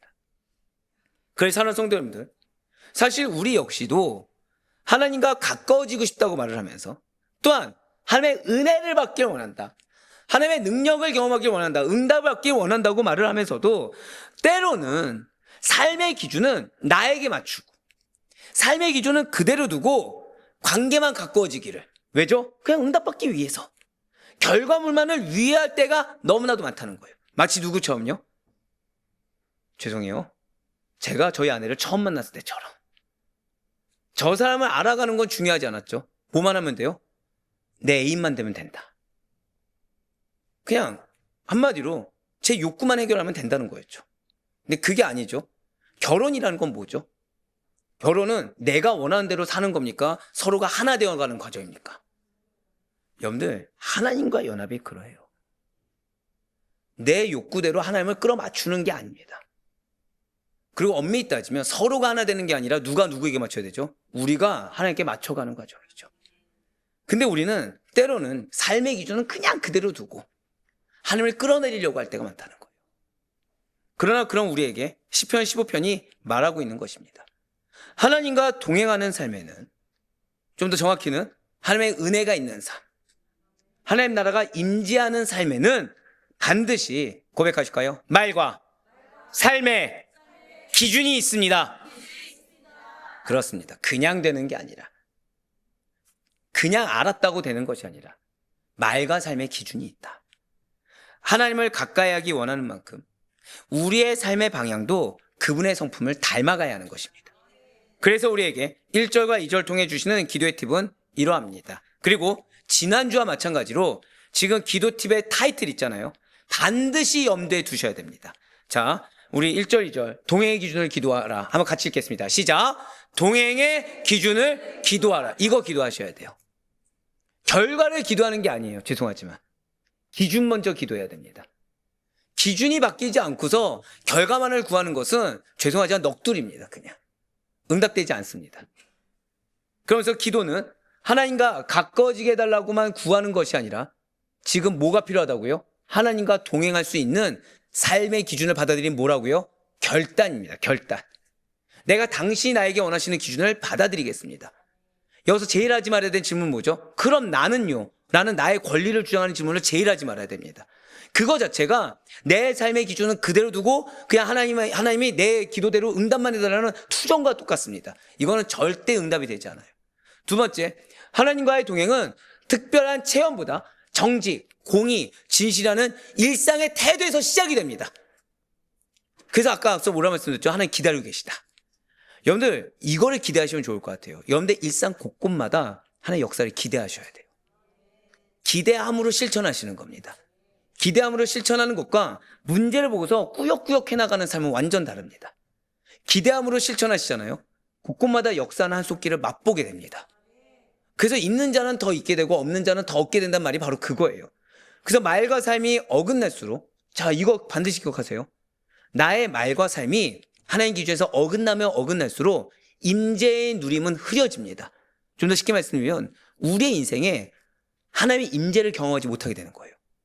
그러니까 에덴 동산 천국은커녕 계속 뭐만 일어나죠? 분열만 일어나고 고통만 일어나고 슬픔만 일어나고 아픔만 일어나는 거죠. 그러니까 내 삶이 만약에 지금 기쁨이 없다. 그럼 나는 지금 뭐가 문제인 거예요? 내 말과 삶이 어긋나 있다.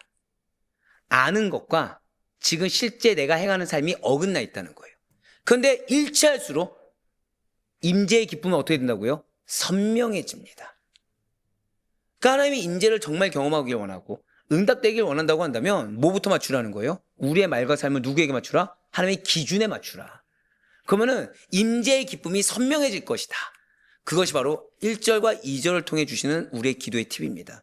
즉 우리의 기도는 뭐를 해야 되는 거예요? 주여 내가 당신의 기준을 받아들이게 하여 주시옵소서.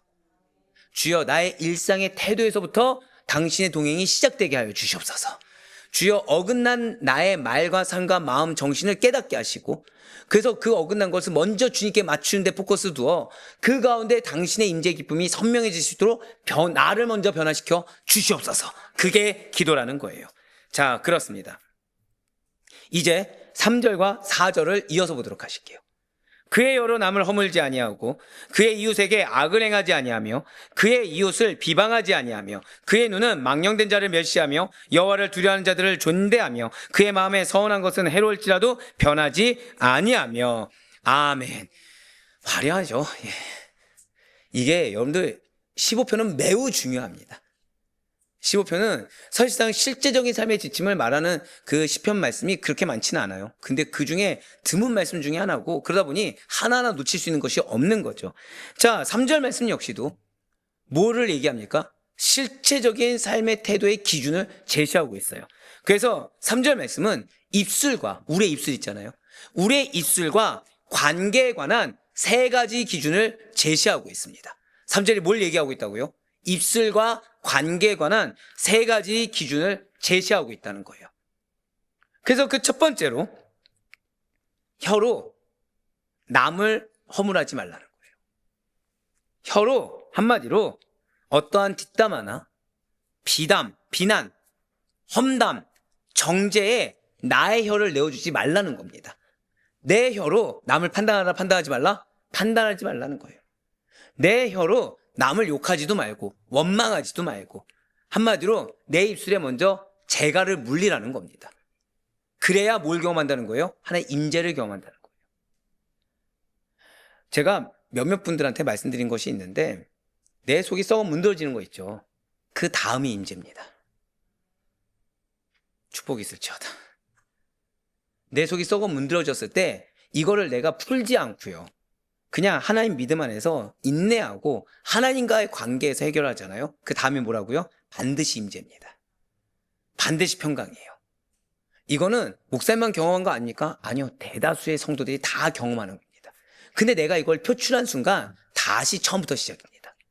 그러니까 이렇게 생각하시면 돼요. 내가 지금 갖고 있는 이 마음을 계속 경험하길 원하는지, 해결되길 원하는지, 해결되길 원하면 뭐하라? 표현하지 마세요. 하나님과의 관계에서 해결하세요. 내 직성이 풀리고자 나는 티를 안 내고 요만큼만 얘기했는데요. 그게 이미 티를 낸 겁니다. 그러니까 다시 처음부터 뭐가 시작되는 거예요? 다툼이 시작되고 냉담이 시작되고 분열이 시작되는 거죠. 두 번째로 이웃에게 악을 행하지 않아야 된다는 것입니다. 이는 직접적인 행위로 상처와 피해를 주지 않는다라는 거예요. 그러니까 왜 그거 있죠? 아무것도 안 하는 것 같지만 왜 나의 유익을 위해서 누군가가 꼭 피해를 보게 하는 거, 나의 유익을 위해서 누군가 상처 보게 하는 거. 그런데 이 말은 오늘날에는 직간접적으로든 악을 행해서는 안 된다라는 고백하실까요? 두 번째는 절대성을 가집니다. 예, 녹색으로 표현된 그 이웃에게 악을 행하지 않으면 이건 절대성을 가집니다. 직접적으로든 간접적으로든 몰라서든 알아서든 의도적이든 비의도적이든 절대로 피해를 가게 하면 안 된다는 거죠. 그러면서 세 번째가 또 뭐예요? 이웃을 비방하지 않아야 된다. 자, 여기서 이제 의구심이 드는 겁니다.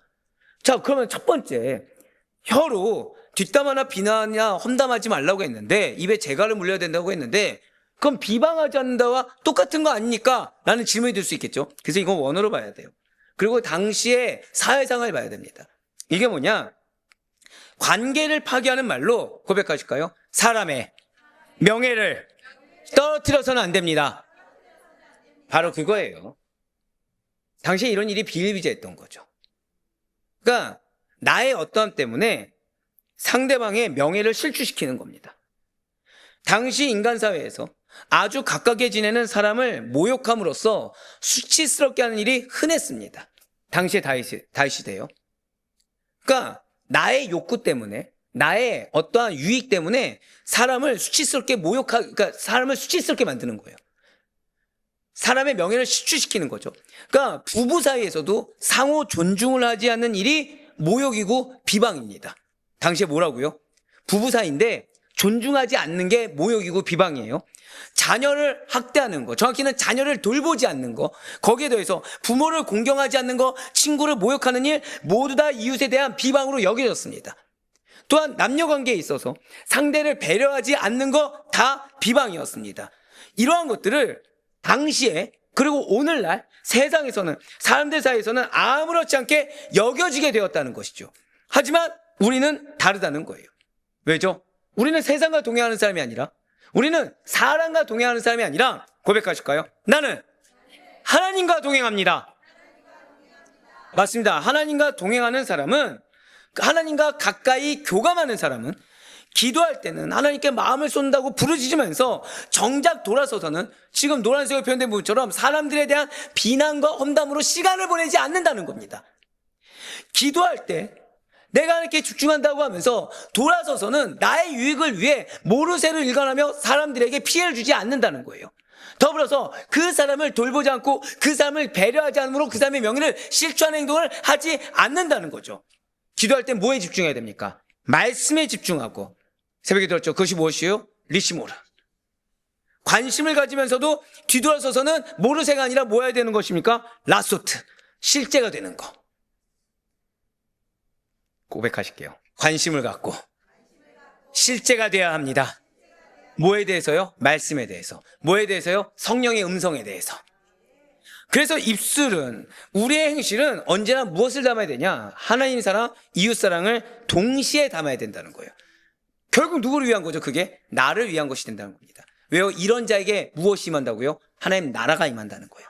하나의 인재를 충만히 경험한다는 겁니다. 승리하는 공동체를 만든다는 겁니다. 하나된 공동체, 응답받는 공동체를 만드신다는 거예요. 그러면서 이제 4절은, 자, 3절이 무엇에 대한 말씀이었어요? 말과, 그리고 뭐요? 관계. 이수가 관계에 대한 기준이었다고 한다면, 자, 4절은 가치 판단과 약속에 대한 기준을 보여주는 것입니다. 4절 다시 보실게요. 그의 눈은 망령된 자를 멸시하며 여호와를 두려워하는 자들을 존대하며 그의 마음에 선한 것은 해로울지라도 변하지 아니하며. 아멘. 노란색 표현들을 먼저 보시면 지금 이런 자는 어느 순간에서도 하나님 없이 교만하게 사는 자를 부러워하지 않아요. 하나님을 경외하는 자를 존중하고 가까이 한다는 뜻입니다. 그리고 이어서 붉은색 표현들을 보시면 그의 마음에 선한 것은 해로울지라도 변하지 아니하며, 이것은 말 그대로 환경이 어떻든 상황이 어떻든 선한 것은 반드시 지키는 자예요. 무엇임에도 나에게 손해가 와도 하나님 앞에서 한 약속과 영혼과 한 약속을 지키는 사람이라는 거죠. 그렇습니다. 지금 3절과 4절 둘 다 사람과의 관계에 대한 말씀입니다. 결국 이것이 무엇이냐? 고백하실게요. 하나님과 동행하는 삶은 관계 속에서 드러납니다. 바로 이거예요. 관계 속에서 단순한 말 한마디, 약자를 대하는 태도, 실패한 사람을 바라보는 시선, 사람들과의 약속 앞에서 태도, 그리고 어떠한 고난과 환난 경우에서 그 사람을 대하는 태도, 그 속에 우리들의 신앙의 진짜 얼굴이 드러납니다. 자기중심적 신앙인지 신본주의적 신앙인지, 그래서 정말 하나님의 인재를 받기에 합당한 자세로 내가 서 있는지, 아니면 아직도 믿음의 회복이 우선인지가 그대로 드러난다는 거예요. 반드시 잊지 마시길 바라요. 하나님께서는 너는 나를 얼마나 아름답게 찬양하느냐를 보시지 않습니다. 너는, 잘 기억하셔야 돼요, 내가 붙여준 영혼을 향해, 너는 내가 허락한 공동체를 향해 어떤 말을 하고 어떤 태도를 취하고 있느냐를 함께 보신다는 거죠.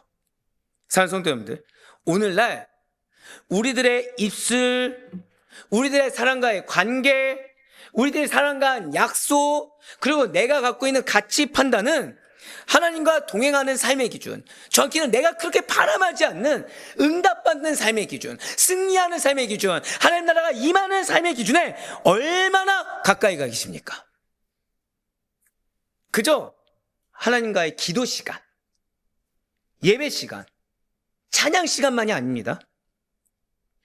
실질적으로 여러분들이 살아가고 있는 가족들과의 식탁의 자리, 같이 살고 있는 집 내부 공간, 게다가 직장 내 회의실, 작업실, 내가 일하는 장소와 테이블, 그리고 이 모든 사람과 함께 들어있는 단체 카톡방 속에서 나의 말과 태도는, 나의 표현은 하나님과의 친밀한 동행을 증언하고 있습니까? 아니면 오히려 부인하며 나를 드러내고 있습니까? 우리들의 표현은 예수님이 나를 사랑하시듯이 늘 항상 사랑이 넘치고, 관심이, 기준이 누구에게 맞춰져 있어요? 상대에게. 내 목표가 맞춰진 것이 아니라 무엇이 맞춰져 있다고요? 기준이 상대에게, 기준이 공동체에게 맞춰져서 그것이 실제가 되고 있습니까? 아니면 때로는 적대적으로, 아니면 때로는 무관심으로, 아니면 때로는 자기중심적으로 드러내어서 하나님과의 동행이 아니라 나와의 고집스러운 동행을 주장하며 상대방에게도 그것을 알게 모르게 강압적으로 요구하고 있습니까? 반드시 잊지 마시길 바라요. 우리는 사명이 있습니다. 믿으십니까? 우리의 그 사명은 어디로 향해 있죠? 가정을 향해 있어요. 그런 우리를 통해 속한 공동체는 변화되게 됩니다. 어떻게 변화되길 원하시나요? 여러분들 붙여준 영혼과 공동체가 어떻게 변화되길 원하십니까? 고집스럽게? 강압적으로? 자기중심적으로? 아니면 정말 사랑으로, 예수 그리스도의 향기로, 하나님 나라가 임하는 곳으로 어느 쪽을 선택하길 원하십니까? 내가 원하는 것은 하나님 나라가 임하길 원합니다 라고 하면서 나의 모습을 통해서는 고집스러운 공동체로 변하게 되는, 나의 모습을 통해서는 강압적인 공동체로 변하게 되는, 나의 모습을 통해서는 이기적인 공동체로 변해야 되는 우리의 모습은 없습니까? 잊지 마세요. 나를 통해 변화됩니다. 나의 필터링은 어떤 필터링입니까? 그래서 우리가 속한 공동체를 향한, 한 번 더 고백하실까요? 주님께서는 선한 영향력을 원하십니다. 그거를 위해 3절부터 4절까지를 통해 주시는 기도의 팁이 이러합니다. 역시 마찬가지로 타이틀 역시도 주목해서 보셔야 돼요. 타이틀이 무엇입니까? 같이 읽겠습니다. 시작. 입술과 관계에서 드러나는 동행을 구하라. 이겁니다. 그냥 하나님 함께 해주세요. 하나님 말씀해 주세요. 그것이 아니라 나의 실제적인 말에서, 나의 실제적인 관계에서 드러나는 동행을 구해야 됩니다. 그래서 기도는 뭐냐? 하나님과 이웃, 그 모든 관계 속에서 누구만 드러나야 돼요? 하나님을 드러나게 해달라. 제가 오늘은 사실 와이프한테 쓴소리들 작정을 하고 좀 관계를 얘기할게요. 처음에 차였습니다. 말씀드렸죠. 너무 좋아하시는 거 아닙니까? 야, 이게 이렇게 좋아하실 내용인가? 근데 왜 차였냐면, 제가 말씀드렸죠. 전 뭐가 있었다고요? 여러분도 아시다시피 그래도 나름 사회 있을 때 연봉도 높았고 그러니까 자신감을 가질 게 1도 없던 사람이, 왜냐 뭘 비교해도 잘난 곳이 없었거든요. 근데 뭘 고집했어요? 내 기준을 고집했습니다. 받아들입니까 안 받아들입니까? 전혀 받아들일 이유가 없죠. 게다가 아시다시피 뭘 준비했어요? 저분은 예수가 전부였거든요. 자기가 쌓아올린 모든 걸 다 버리고 선교갈 준비하던 분이었습니다. 그러니까 저분에게 중요한 건 뭐죠? 여기서 벌써 저의 가정 위치가 나오죠. 계속 뭐가 나옵니까? 저 사람도 아니고 저분. 예. 저분에게, 또 나오네. 아이고. 주여. 뭐 어떻습니까? 예. 뭐 결혼했는데. 저분에게 중요한 거는 예수죠. 네. 말을 해도 제가 뭔 말인지 못 알아듣겠는 거예요. 지금이니까 이제 알겠죠. 근데 뭐라 얘기했냐? 동현 씨가 정말 하나님을 만났으면 좋겠다. 정말 하나님 만나면 나한테 잘 보려고 하지 않아도 나하고 점점 맞춰 갈 수 있게 된다고 했어요. 근데 저는 그게 싫으면 싫다고 얘기하지. 왜 이렇게 애매하게 대답하나. 야, 이런 비웃음들. 야, 오늘 이쪽에다가 강하게 임재하겠고 정말 소망합니다. 회개용이 임할지어다. 근데 그게 그때는 뭔 말인지 모르는 거예요. 왜죠? 내 기준, 내 고집이 아주 가득 차 있었거든요.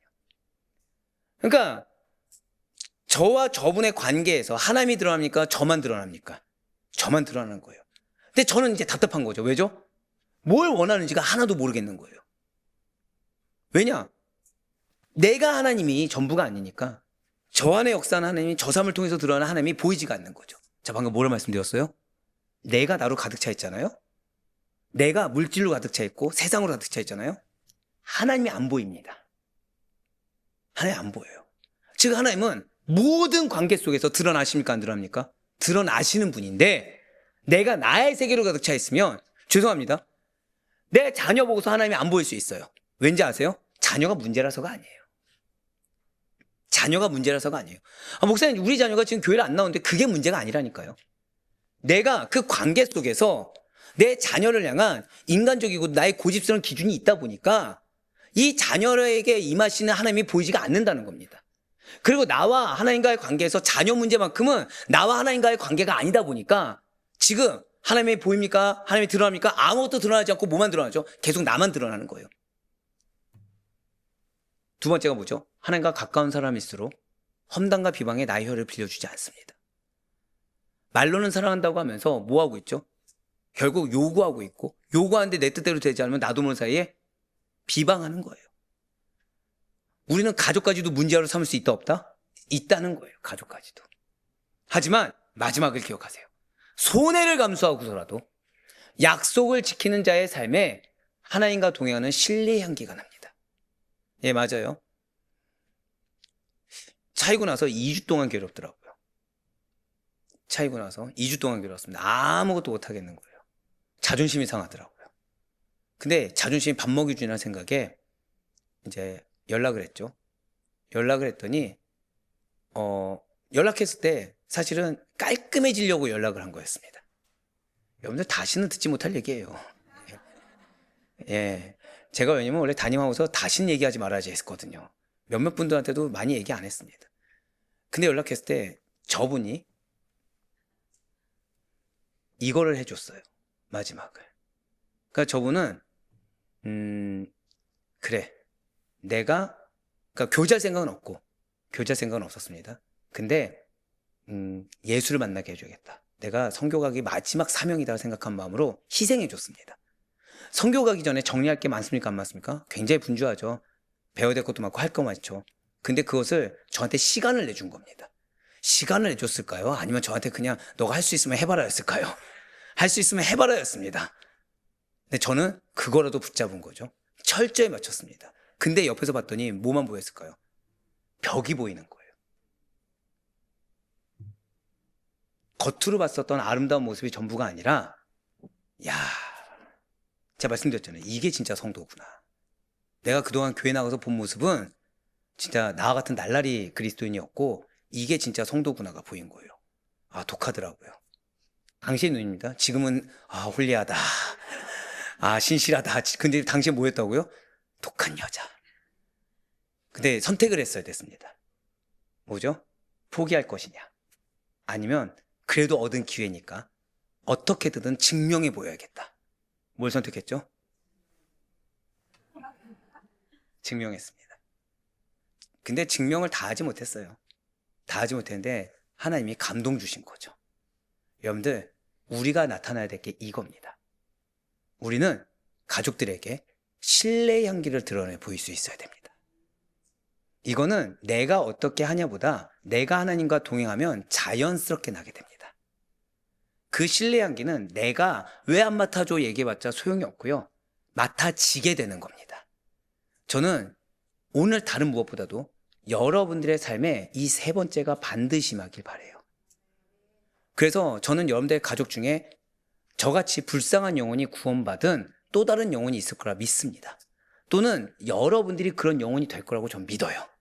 그러기 위해서는 내가 하나님과 약속을 먼저 지켜야 됩니다. 티를 내는 게 아니에요. 철저하게 기준을 맞춰가야 됩니다. 그러면 나를 통해 신뢰의 향기가 드러나서 그런 나를 보는 나의 자녀와 배우자는 변화되게 되고요. 그리고 또 다른 내가 이 신뢰의 향기를 맡을 수가 있게 되는 것입니다. 그렇습니다. 이제 마지막 5절을 보도록 하실게요. 이자를 받으려고 돈을 구워주지 아니하며 뇌물을 받고 무지한 자를 해하지 아니하는 자이니 이런 일을 행하는 자는 영원히 흔들리지 아니하리이다. 오늘 계속 화려하죠. 자, 5절은 주로 돈과 정의 그리고 최종적인 안정에 대해서 말을 하고 있습니다.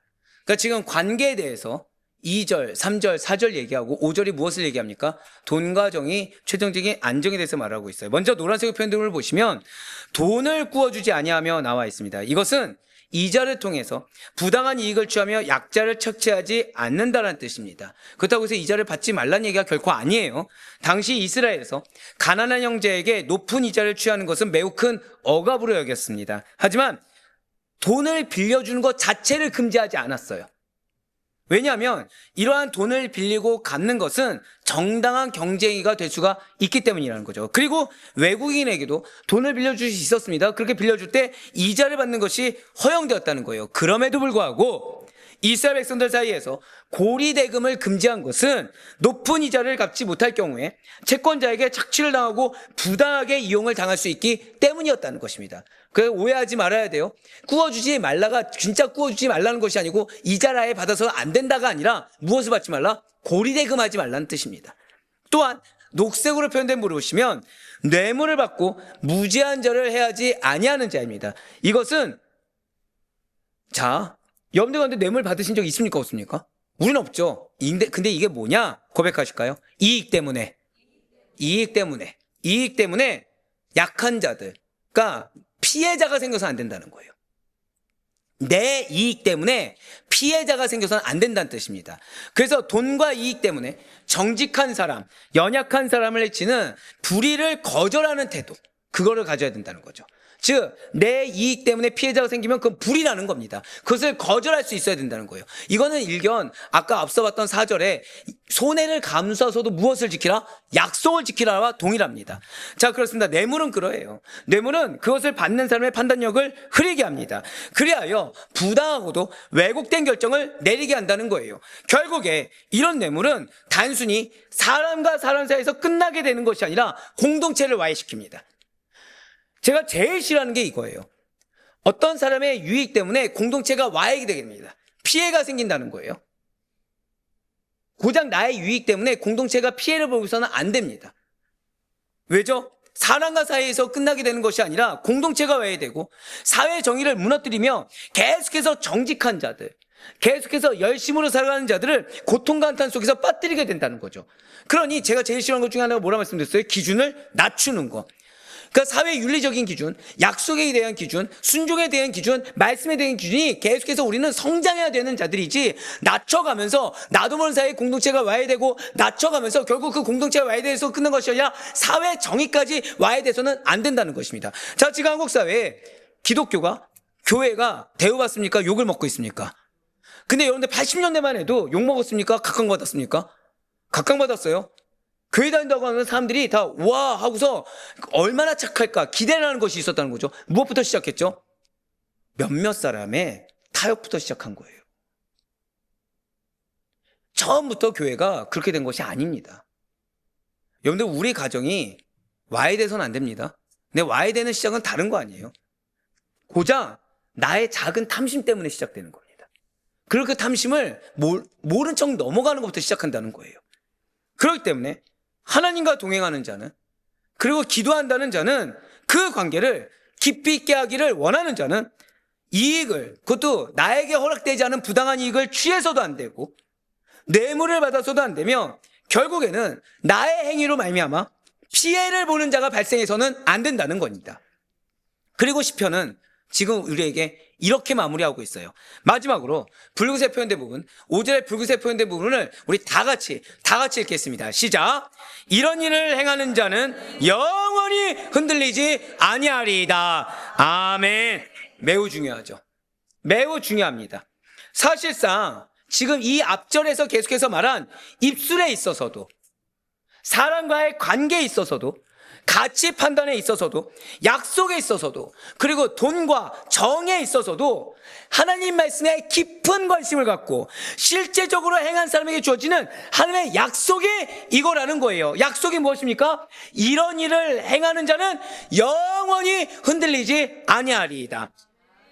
히브리어로 보여주세요. 히브리어로 오셀레로 임못 레올람이라고 합니다. 여기서 흔들리지 않는, 이거 다 기억하지 않으셔도 돼요. 여기서 흔들리지 않는다라는 말은 히브리어로 임모트라고 합니다. 임모트. 이게 임모트예요. 이 말의 어근은 모트예요. 모트. 같아 보이지만 다릅니다. 예, 오늘 셔틀 안에서 누군가가 굉장히 위험한 발언을 했어요. 히브리어가 보이기 시작한다. 들리기 시작한다. 네. 같아 보이지만 다릅니다. 매우 달라요. 이 모트의 원래 뜻이 무엇이냐? 흔들리다, 무너지다, 넘어지다라는 거예요.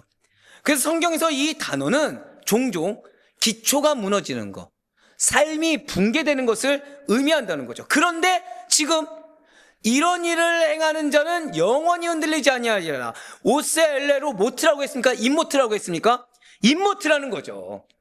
즉 우리에게 이 10가지 지침을 행했을 때 주어진 약속이 뭐라는 거예요? 절대로 기초가 무너지지 않는다는 것입니다. 삶이 붕괴되지 않는다라는 거예요. 그러니까 하나님과 함께 사는 삶은 무너지지 않는 삶이라는 것입니다. 임모트라는 것은 단지 환경이 평탄해진다, 너가 원하는 욕구가 해소된다가 아니라 하나님과 동행하는 사람에게 주어지는 존재 안정이에요. 그리고 이 표현은 시편 8편에서 내가 흔들리지 아니하리로다에서도, 그리고 시편 이제 보게 될 22편에서 의인은 영원히 흔들리지 아니하리한다라는 표현할 때도 이 임모트가 동일하게 쓰여집니다. 결국 하나님 앞에서 말과 삶이 일치하는 삶이 받는 가장 큰 복, 즉 하나님 앞에서 내가 신앙 고백한 아멘과 실제 삶에서 손해가 있다고 하더라도 아멘하며 그것을 결단해서 살아가는 삶이 받는 가장 큰 복은 어떤 외적 환경이 아니라 내적 흔들림이 줄어드는 것, 잠깐 안정된 삶이 아니라 지속적으로, 한번 고백하실까요? 하나님께서 지속적으로 나를 붙드시고 우리의 가정을 붙드십니다. 그 약속이에요. 요동치지 않는 삶이라는 거죠. 그래서 지금 기도학교 가운데 지금 내 무엇이 바뀐다고요? 체질이 바뀐다는 게 그게 뭐냐면, 죄송한 표현이지만 지금까지 내 고집으로 살아왔어요. 하나님 아무리 말씀 줘도 왜요 하면서 말씀을 안 받기로 작정한 사람처럼 아예 그 거부만만 표현했습니다. 말로는 듣기를 원한다, 은혜가 임하기를 원한다고 하지만 뭘 고수했죠? 내 기준을 고수했어요. 근데 내가 체질이 바뀐다는 것은 바로 이거예요. 하나님께 붙들린 삶을 사는 거예요. 내 고집으로 살아가는 것이 아니라 하나님께서 붙들어 주시는 삶으로 사는 겁니다. 그래서 결국 내 인생이 어떻게 된다고요? 요동치지 않는 거예요. 아무리 사단이 밀어붙인다고 하더라도 흔들림이 없는 거죠. 그러다 보니 열매가 있습니까 없습니까? 열매가 있게 된다는 거예요. 근데 그 열매가 나의 것으로 끝난다? 아니요. 가정 공동체 가운데, 교회 공동체 가운데. 그 내가 할 말 중에 그럼 내 삶은요? 나는요? 이 질문을 나올 틈이 없는 거예요. 왜죠? 곳곳마다 뭐가 있으니까? 열매가 있는 거예요. 그러니까 이전에는 이 시험에 와서 이 마음이 천불이 나고 시험이 든 게 해결이 안 됐어요. 근데 하나님 붙으신 삶을 경험해 보니까 지금 이거보다 더 중요한 은혜란 걸 경험했다는 거죠. 그러니까 오히려 그걸 기대하며 나아가게 된다는 겁니다. 그렇습니다. 시편 15편의 이 마지막 절 5절은 하나님 앞에 서는 사람에게 주어지는 약속을 말하고 있습니다. 하나님 앞에서 합당하게 살아가는 사람, 그 약속을 두고 말씀의 순종에 초점을 두는 사람은 결국 하나님의 임재 가운데 들어가서 그분과 함께 거하는 삶을 누리게 된다는 거예요. 한 번 더 고백하실까요? 주님은 누리길 원하십니다. 이거예요. 지금 주님은 여러분들이 왜 맨날 똑같이 넘어지느냐, 이제는 좀 안 거를 살아낼 때가 되지 않았느냐. 임재 가운데 들어가야 되는데 어디 가운데 들어갑니까? 왜 맨날 문제 가운데 들어가고, 왜 아직 있지도 않은 상상 속의 나래에 들어가고, 왜 염려 속에 네가 들어가서 정작 내가 준비한 거, 나와 함께 거하는 삶을 누리지 못하느냐라고 지금 묻고 있다는 거예요. 근데 문제가 있죠. 우리의 삶은 우리로 끝난다 안 끝난다? 안 끝난다 말씀드렸죠. 나를 통해, 맞아요, 가족이 나를 통해 나의 자손이 은혜를 받느냐, 아니면 계속해서 굴레에서 못 벗어나냐가 누구에게 달려있다고요? 나에게 달려있다는 거예요. 그래서 지금 주님은 여러분들에 대한 간절함이 있다는 겁니다. 여러분들에 대한 간절함이 있어서 말씀을 지속적으로 주죠. 근데 이제 어느 단계가 됐습니까? 알기만 하고 악용하는 단계까지 이르게 됐죠. 그래서 지금 주님은 한번 살아가 봐라. 그러면 누리게 될 것이다. 실천해봐. 그 마음이 썩어 문드러지는 거, 그 마음의 감정에 불과하지 그게 다가 아니야 라고 얘기하고 계세요. 이것은 시편 15편 1절에서 던졌던 질문, 누가 여호와의 장막에 머무를 수 있는가라는 물음에 대한 최종적인 대답입니다. 결국 무엇이죠? 우리가 기준에 합당하지 않을 수 있죠. 그렇죠? 쓸 수 있는 자격이 없을 수 있죠. 이번 한 주간 여러분들 한번 생각해 보세요. 여러분들 마음과 생각 가운데 하나님의 뜻에 합당하게 사신 분 계십니까? 하나님 나에게 은혜 주기 합당하지. 내가 눈물 흘린 거 이걸 따지지 마시고 기준을 하나님께 따졌을 때 말씀에 순종하신 것과 불순종하신 것 비율을 재보면 뭐가 많습니까? 불순종이죠. 그러니까 우리 자격이 있어요 없어요? 없죠. 근데 최종적인 대답이 뭐라고요? 그분과 함께 거하는 삶을 누리라는 거예요. 누리길 원한다는 거예요. 진실로 하나님을 섬기는 성도에게 있어서 가장 중요한 문제는 하나님과 동행하는 삶입니다. 저는 이걸 깨닫기까지 꽤 오랜 시간이 걸렸지만 여러분들은 오랜 시간이 안 걸리길 바라요. 아까 말씀드렸잖아요. 하나님을 만나면 말하는 게 뭔지 알게 될 거다. 그때 저는 오해했다 그랬죠. 그걸 뭘로요? 거절하려면 그냥 단도직입적으로 거절하지 뭐 이렇게 애매모호한 대답을 해. 근데 다시 보여주세요. 사실 이거였던 거예요. 방금 우리가 봤던 이거였던 거예요. 하나의 임재 가운데 있다고 한다면 나는 신뢰의 향기를 드러냈을 것이고 가치관이 같아져요, 달라져요? 같아지게 되겠죠. 바라보는 방향이 같아지게 되겠죠. 결국 무엇이 문제입니까? 내가 빨리 하나님을 만나야 됩니다. 내가 빨리 하나님의 임재 가운데 거해야 됩니다. 문제 가운데 거하지 마시고 내 판단과 사랑 가운데 거하지 마시고 여러분들 무엇을 품고 사시냐니까요. 정말 하나님 품고 사십니까? 결과를 위해 품는 건 아닙니까? 결과가 있으면은 와 은혜다. 근데 결과가 내 생각과 다르면 와 또 심각해졌다. 아니요. 그거는 임재가 아니죠. 그걸 떨궈 버리셔야 돼요. 사람은 하나님의 형상대로 창조되었습니다. 이거 정말 믿으십니까? 그래서 하나님을 떠나면 영적인 생명력을 잃게 됩니다. 우리가 흔히 말하는 죽을 것 같다. 그거는 누구 때문에 죽을 것 같은 게 아니에요. 내가 무엇을 떠난 거에 불과해요? 하나님을 떠난 거에 불과해요. 그러니까 죽을 것 같은 거예요. 다시요. 자, 우린 누구 형상대로 창조되었다고요? 하나님 형상대로 창조되었습니다. 근데 우리가 때때로 삶을 살아가다 보면 마음이 괴롭고 죽을 것 같을 때 있죠. 우리는 어떤 사람 때문에, 어떤 상황 때문에, 문제 때문에 그런 일이 발생한다고 생각합니다. 아니에요. 고백하실까요? 내가 하나님을 떠났습니다. 그거예요. 우리 이미 기도학교 하면서 나는 기도한 적이 많습니까? 넋두리 한 적이 많습니까? 우리 제대로 기도하는 적이 많다는 거 우리는 알죠? 마찬가지예요. 나는 하나님을 위해 살아가는 것 같지만 결론적으로는 내 삶의 열매가 하나님을 떠난 열매에게 불과하기 때문에 하나님은 결국 영적인 생명력을 소진시킨 것처럼 느끼게끔 하나님은 허락하신 거에 불과합니다. 하지만 지금 주님은 회복을 말씀하시죠. 여러분들에게 안정된 삶을 주길 원하신다는 거예요. 인간의 안정된 삶은 다른 데 있지 않습니다. 하나님의 형상을 회복하는 거. 그 형상을 회복하는 건 다른 데 있지 않아요? 하나님과 가까이 동행하는 거. 나와 동행하는 게 아니에요. 문제와 동행하는 게 아니에요. 자, 말씀드렸죠. 이 배경은 뭐라고요? 다윗이 왕위를 즉위하고 보더니 이스라엘 백성들이 누구의 영향을 받았다고요? 사울의 악한 영향을 받았습니다. 근데 지금 다윗은 문제를 보지 않아요. 지금 다윗은 기대하고 있습니다. 무엇을요? 이스라엘 백성들이 하나님의 임재를 경험하게 될 것이다. 이 이스라엘 나라가 하나님의 나라를 경험하게 될 것이다. 이 사실 맞습니다. 다윗이 너무 잘 알고 있었어요. 그는 자 이제 잘 들으세요. 한번 고백하실까요? 나는 영적 리더입니다. 그렇습니다. 다윗은 하나님께서 세우신 왕으로서 이스라엘을 다스리는 영적 리더로서 나에게 허락된 백성들에게, 그러나 나에게 허락됐는데 문제가 있다 없다? 있는 거예요. 여전히 아직도 악한 영향력을 받아 혼탁해져 있는 양들에게 지금 다른 게 필요한 것이 아니라 무엇보다 하나님과 함께 사는 삶이 중요하다라는 것을 가르치고 싶었습니다.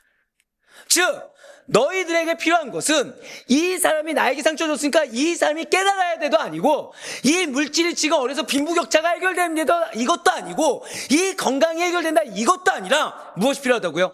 하나님과 함께 살아야 된다. 한 번 더 고백하실까요? 나는 문제와 사는 자가 아니라 하나님과 함께 사는 자입니다. 그래서 20편을 통해 그들이 깨닫길 바랬고, 20편을 통해 결단하길 바랬으며, 20편을 통해 그들이 변화되길 바랬다는 거예요. 누가 하나님과 함께 거할 수 있는가를 말하면서, 자 이들은 그 전에 하나님과 함께 거했습니까? 안 거했습니까? 거했다고 착각하며 살았죠. 문제는 이들이 이방인이 아니라 어디라고요? 이스라엘 백성들이거든요. 성경에서 뭐가 울려 퍼졌다고요? 아름다운 소리가 울려 퍼졌습니다. 화려한 언어가 울려 퍼졌습니다. 하지만 실제 삶은 악취가 흘러났어요. 그래서 이들에게 너희 하나님과 함께 거하고 있지 않아, 너희 하나님의 기준에 합당하지 않아, 너희 그래서 문제가 터지는 거야 라고 말을 하면서 하나님 앞에 서는 사람의 삶의 모습을 제시하고 이 기준대로 살아가라고 명령하고 있다는 거예요.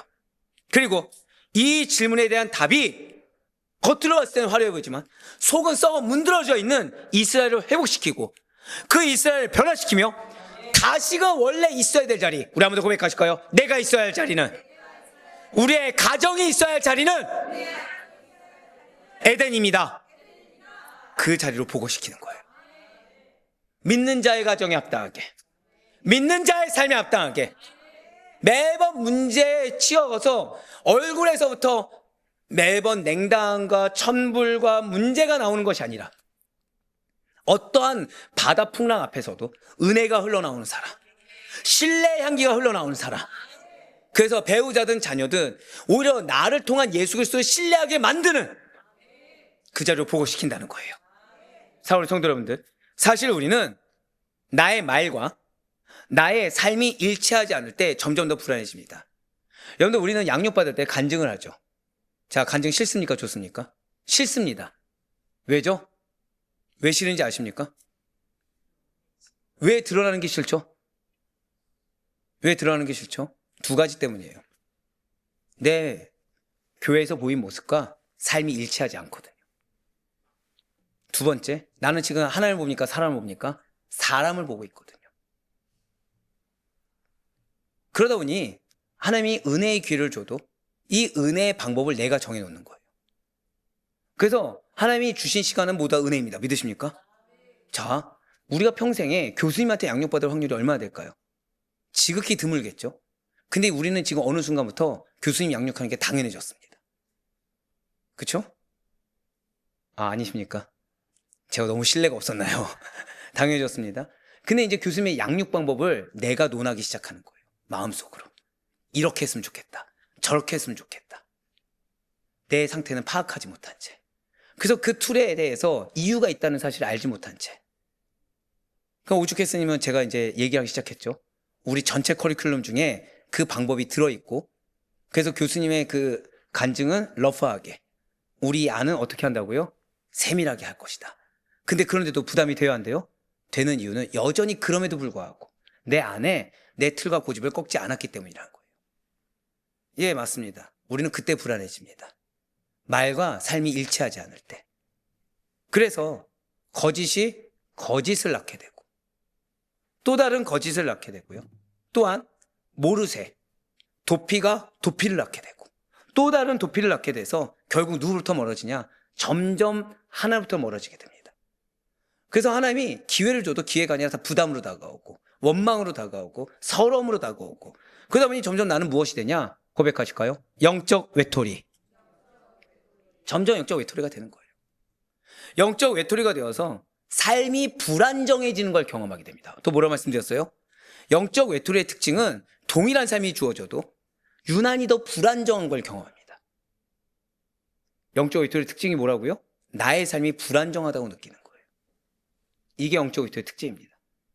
그러니까 여러분들이 지금 내 가정을 보는데 뭔가 불안정해 보인다. 내 삶을 보는데 갑자기, 죄송한 표현이지만, 내가 가진 코스트, 내 나이, 내 건강 상태가 갑자기 심히 염려되고 갑자기 미래에 대한 걱정이 된다? 아, 나 지금 하나님부터 멀어져 있구나. 나 지금 영적 외톨이로 내가 서가고 있구나. 그렇게 여기시면 됩니다. 왜? 우리 머리로 알고 있죠. 자, 누가 창조하셨습니까? 내 삶을 누가 주장하십니까? 우리의 가정은 누가 주셨습니까? 그건 걱정이 있어야 됩니까? 기대가 있어야 됩니까? 근데 걱정이 있습니까? 기대가 있습니까? 말로는 기대라고 하지만 걱정이 되는 거죠. 왜 걱정되시죠?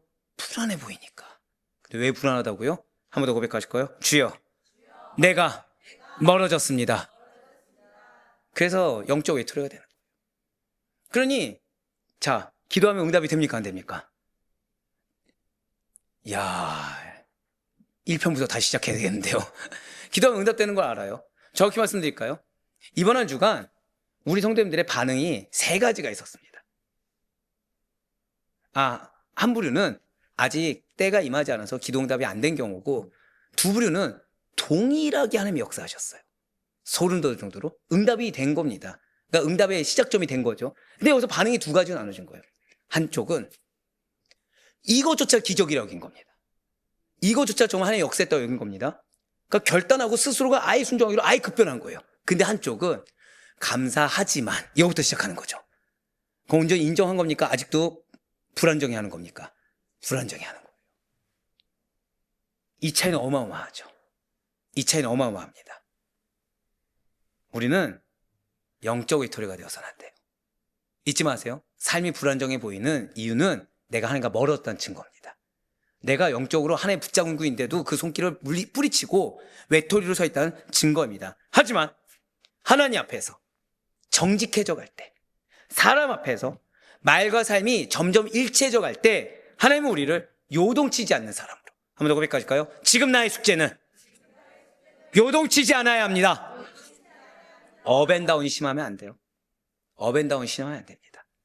그런 우리가 있는 곳을 우리 새벽에 계속해서 약속했던 것처럼 하나 되는 공동체, 안정된 공동체, 변화되는 공동체. 한 번 더 고백하실까요? 반드시 승리를 주십니다. 승리하는 공동체로 세워 가신다는 거예요.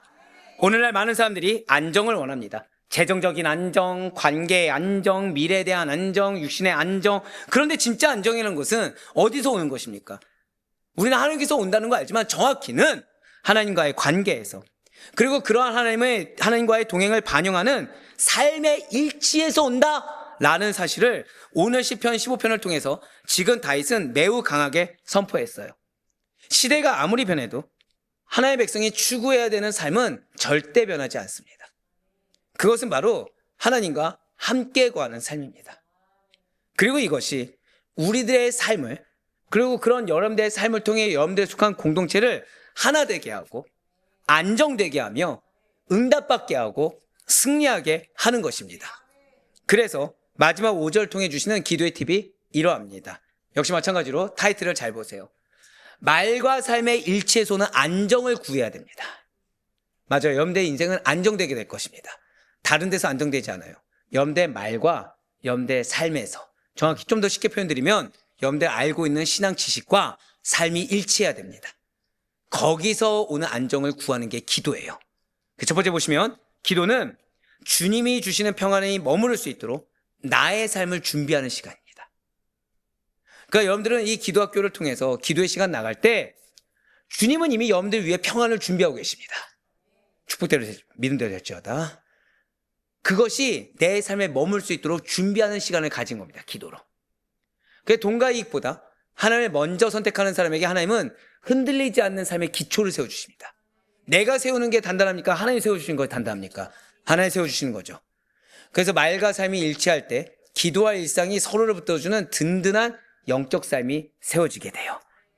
이러한 시편 15편은 하나님과 동행하는 사람의 윤리적인 기준을 제시하면서 동시에 우리를 예수님께로 인도하고 있습니다.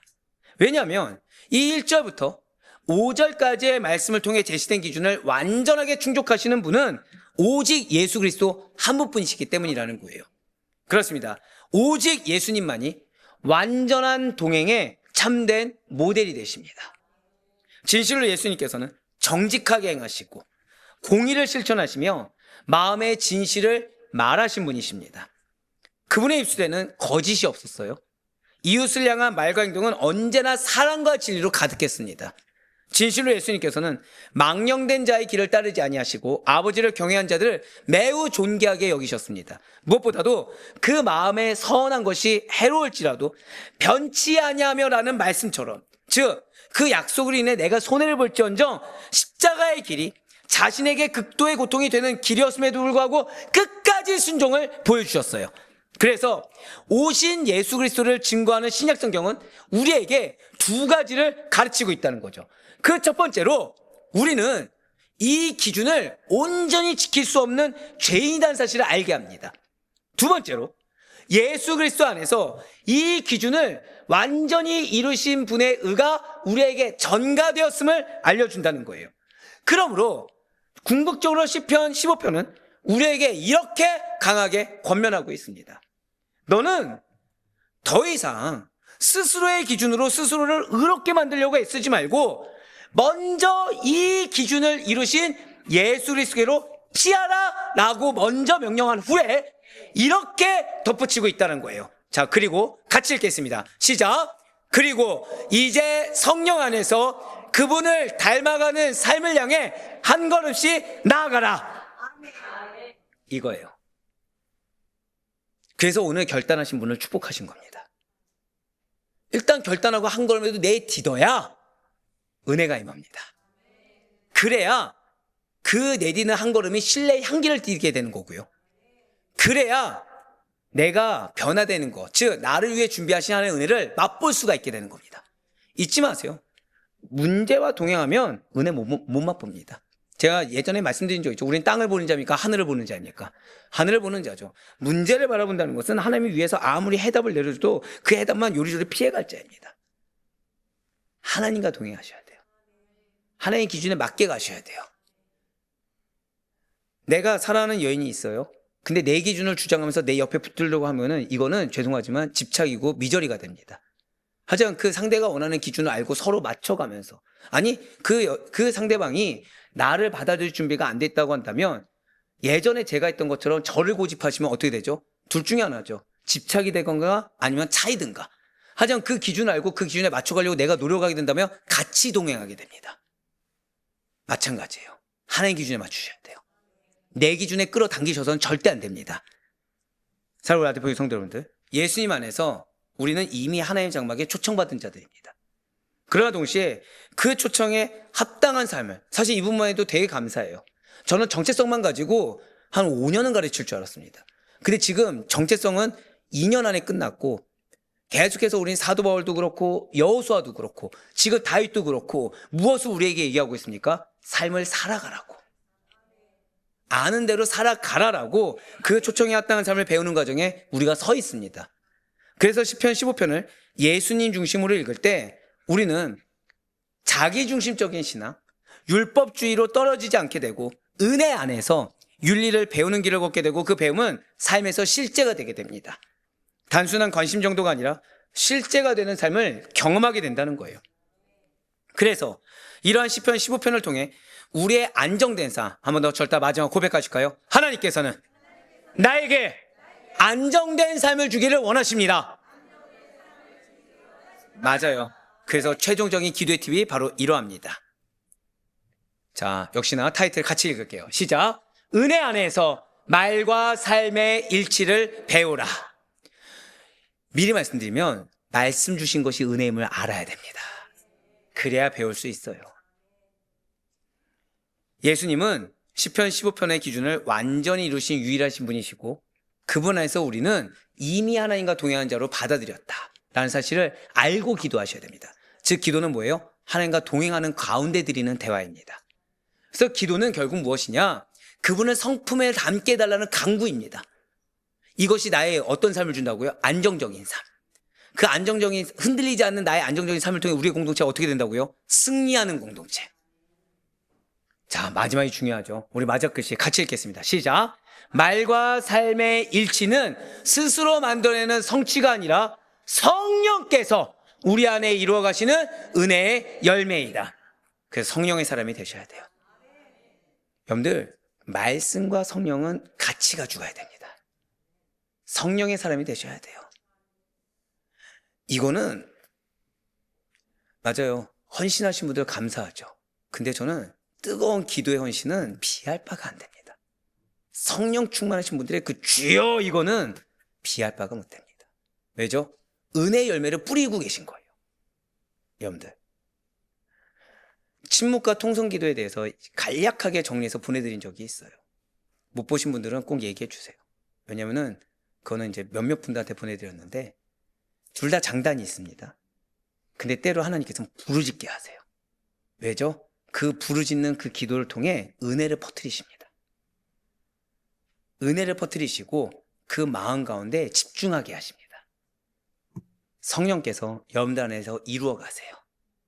그래서 우리로 하여금 부르짖게 하시고 우리로 하여금 뜨겁게 하시고 우리로 하여금 침체되지 않게 하시는 겁니다.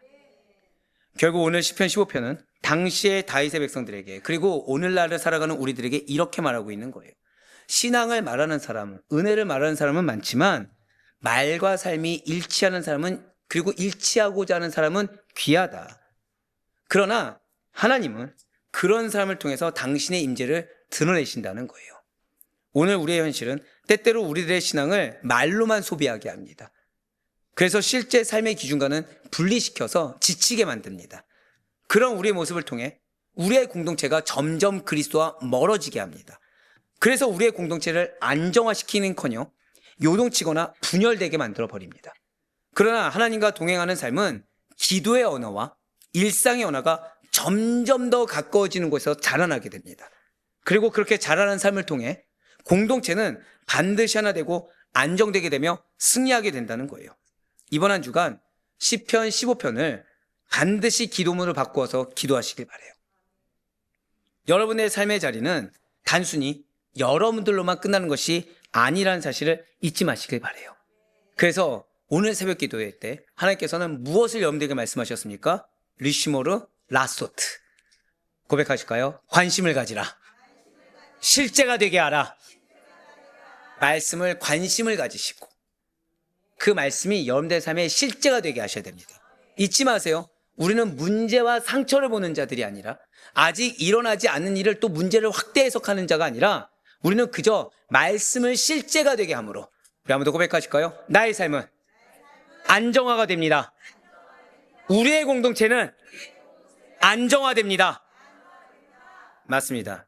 이 리시모르 라소트는 오늘 다윗도 얘기했지만 오늘 여호수아도 얘기했지만 앞서 말씀드린 대로 하나님께서 아담에게 동산을 지키라고 말씀하실 때 쓰신 표현이에요. 너는 힘써 이 에덴을 지키라고 말씀하실 때 뭘 쓰셨다고요? 리시모르 라소트를 쓰셨어요. 여러분들의 인생을 지키는 거, 여러분들의 가정을 지키는 건 다른 게 아니라 리시모르 라소트입니다. 문제에 관심 갖지 마시고 하나님의 말씀에 관심을 가지세요. 말씀을 머리에서 멈추지 마시고 성령의 내주하신 은혜를 통해 실제화시키셔야 됩니다. 그것이 바로 하나님과 동행하는 기도자인 것입니다. 그래야 하나님과 함께 살고 싶다는 고백에서 머무르지 마시고 하나님과 동행하는 삶의 기준을 기도로 받아들이시는 성령의 은혜로 받아들이시는 온전한 제자가 되시기를 간절히 소망합니다.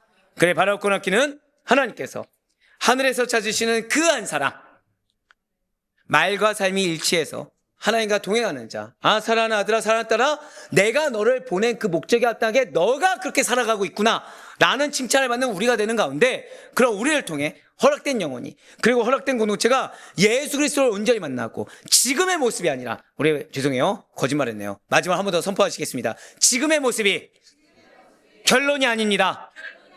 한 번 더 고백하실까요? 하나된 공동체, 변화된 공동체, 승리하는 공동체, 이것이 우리의 가정입니다.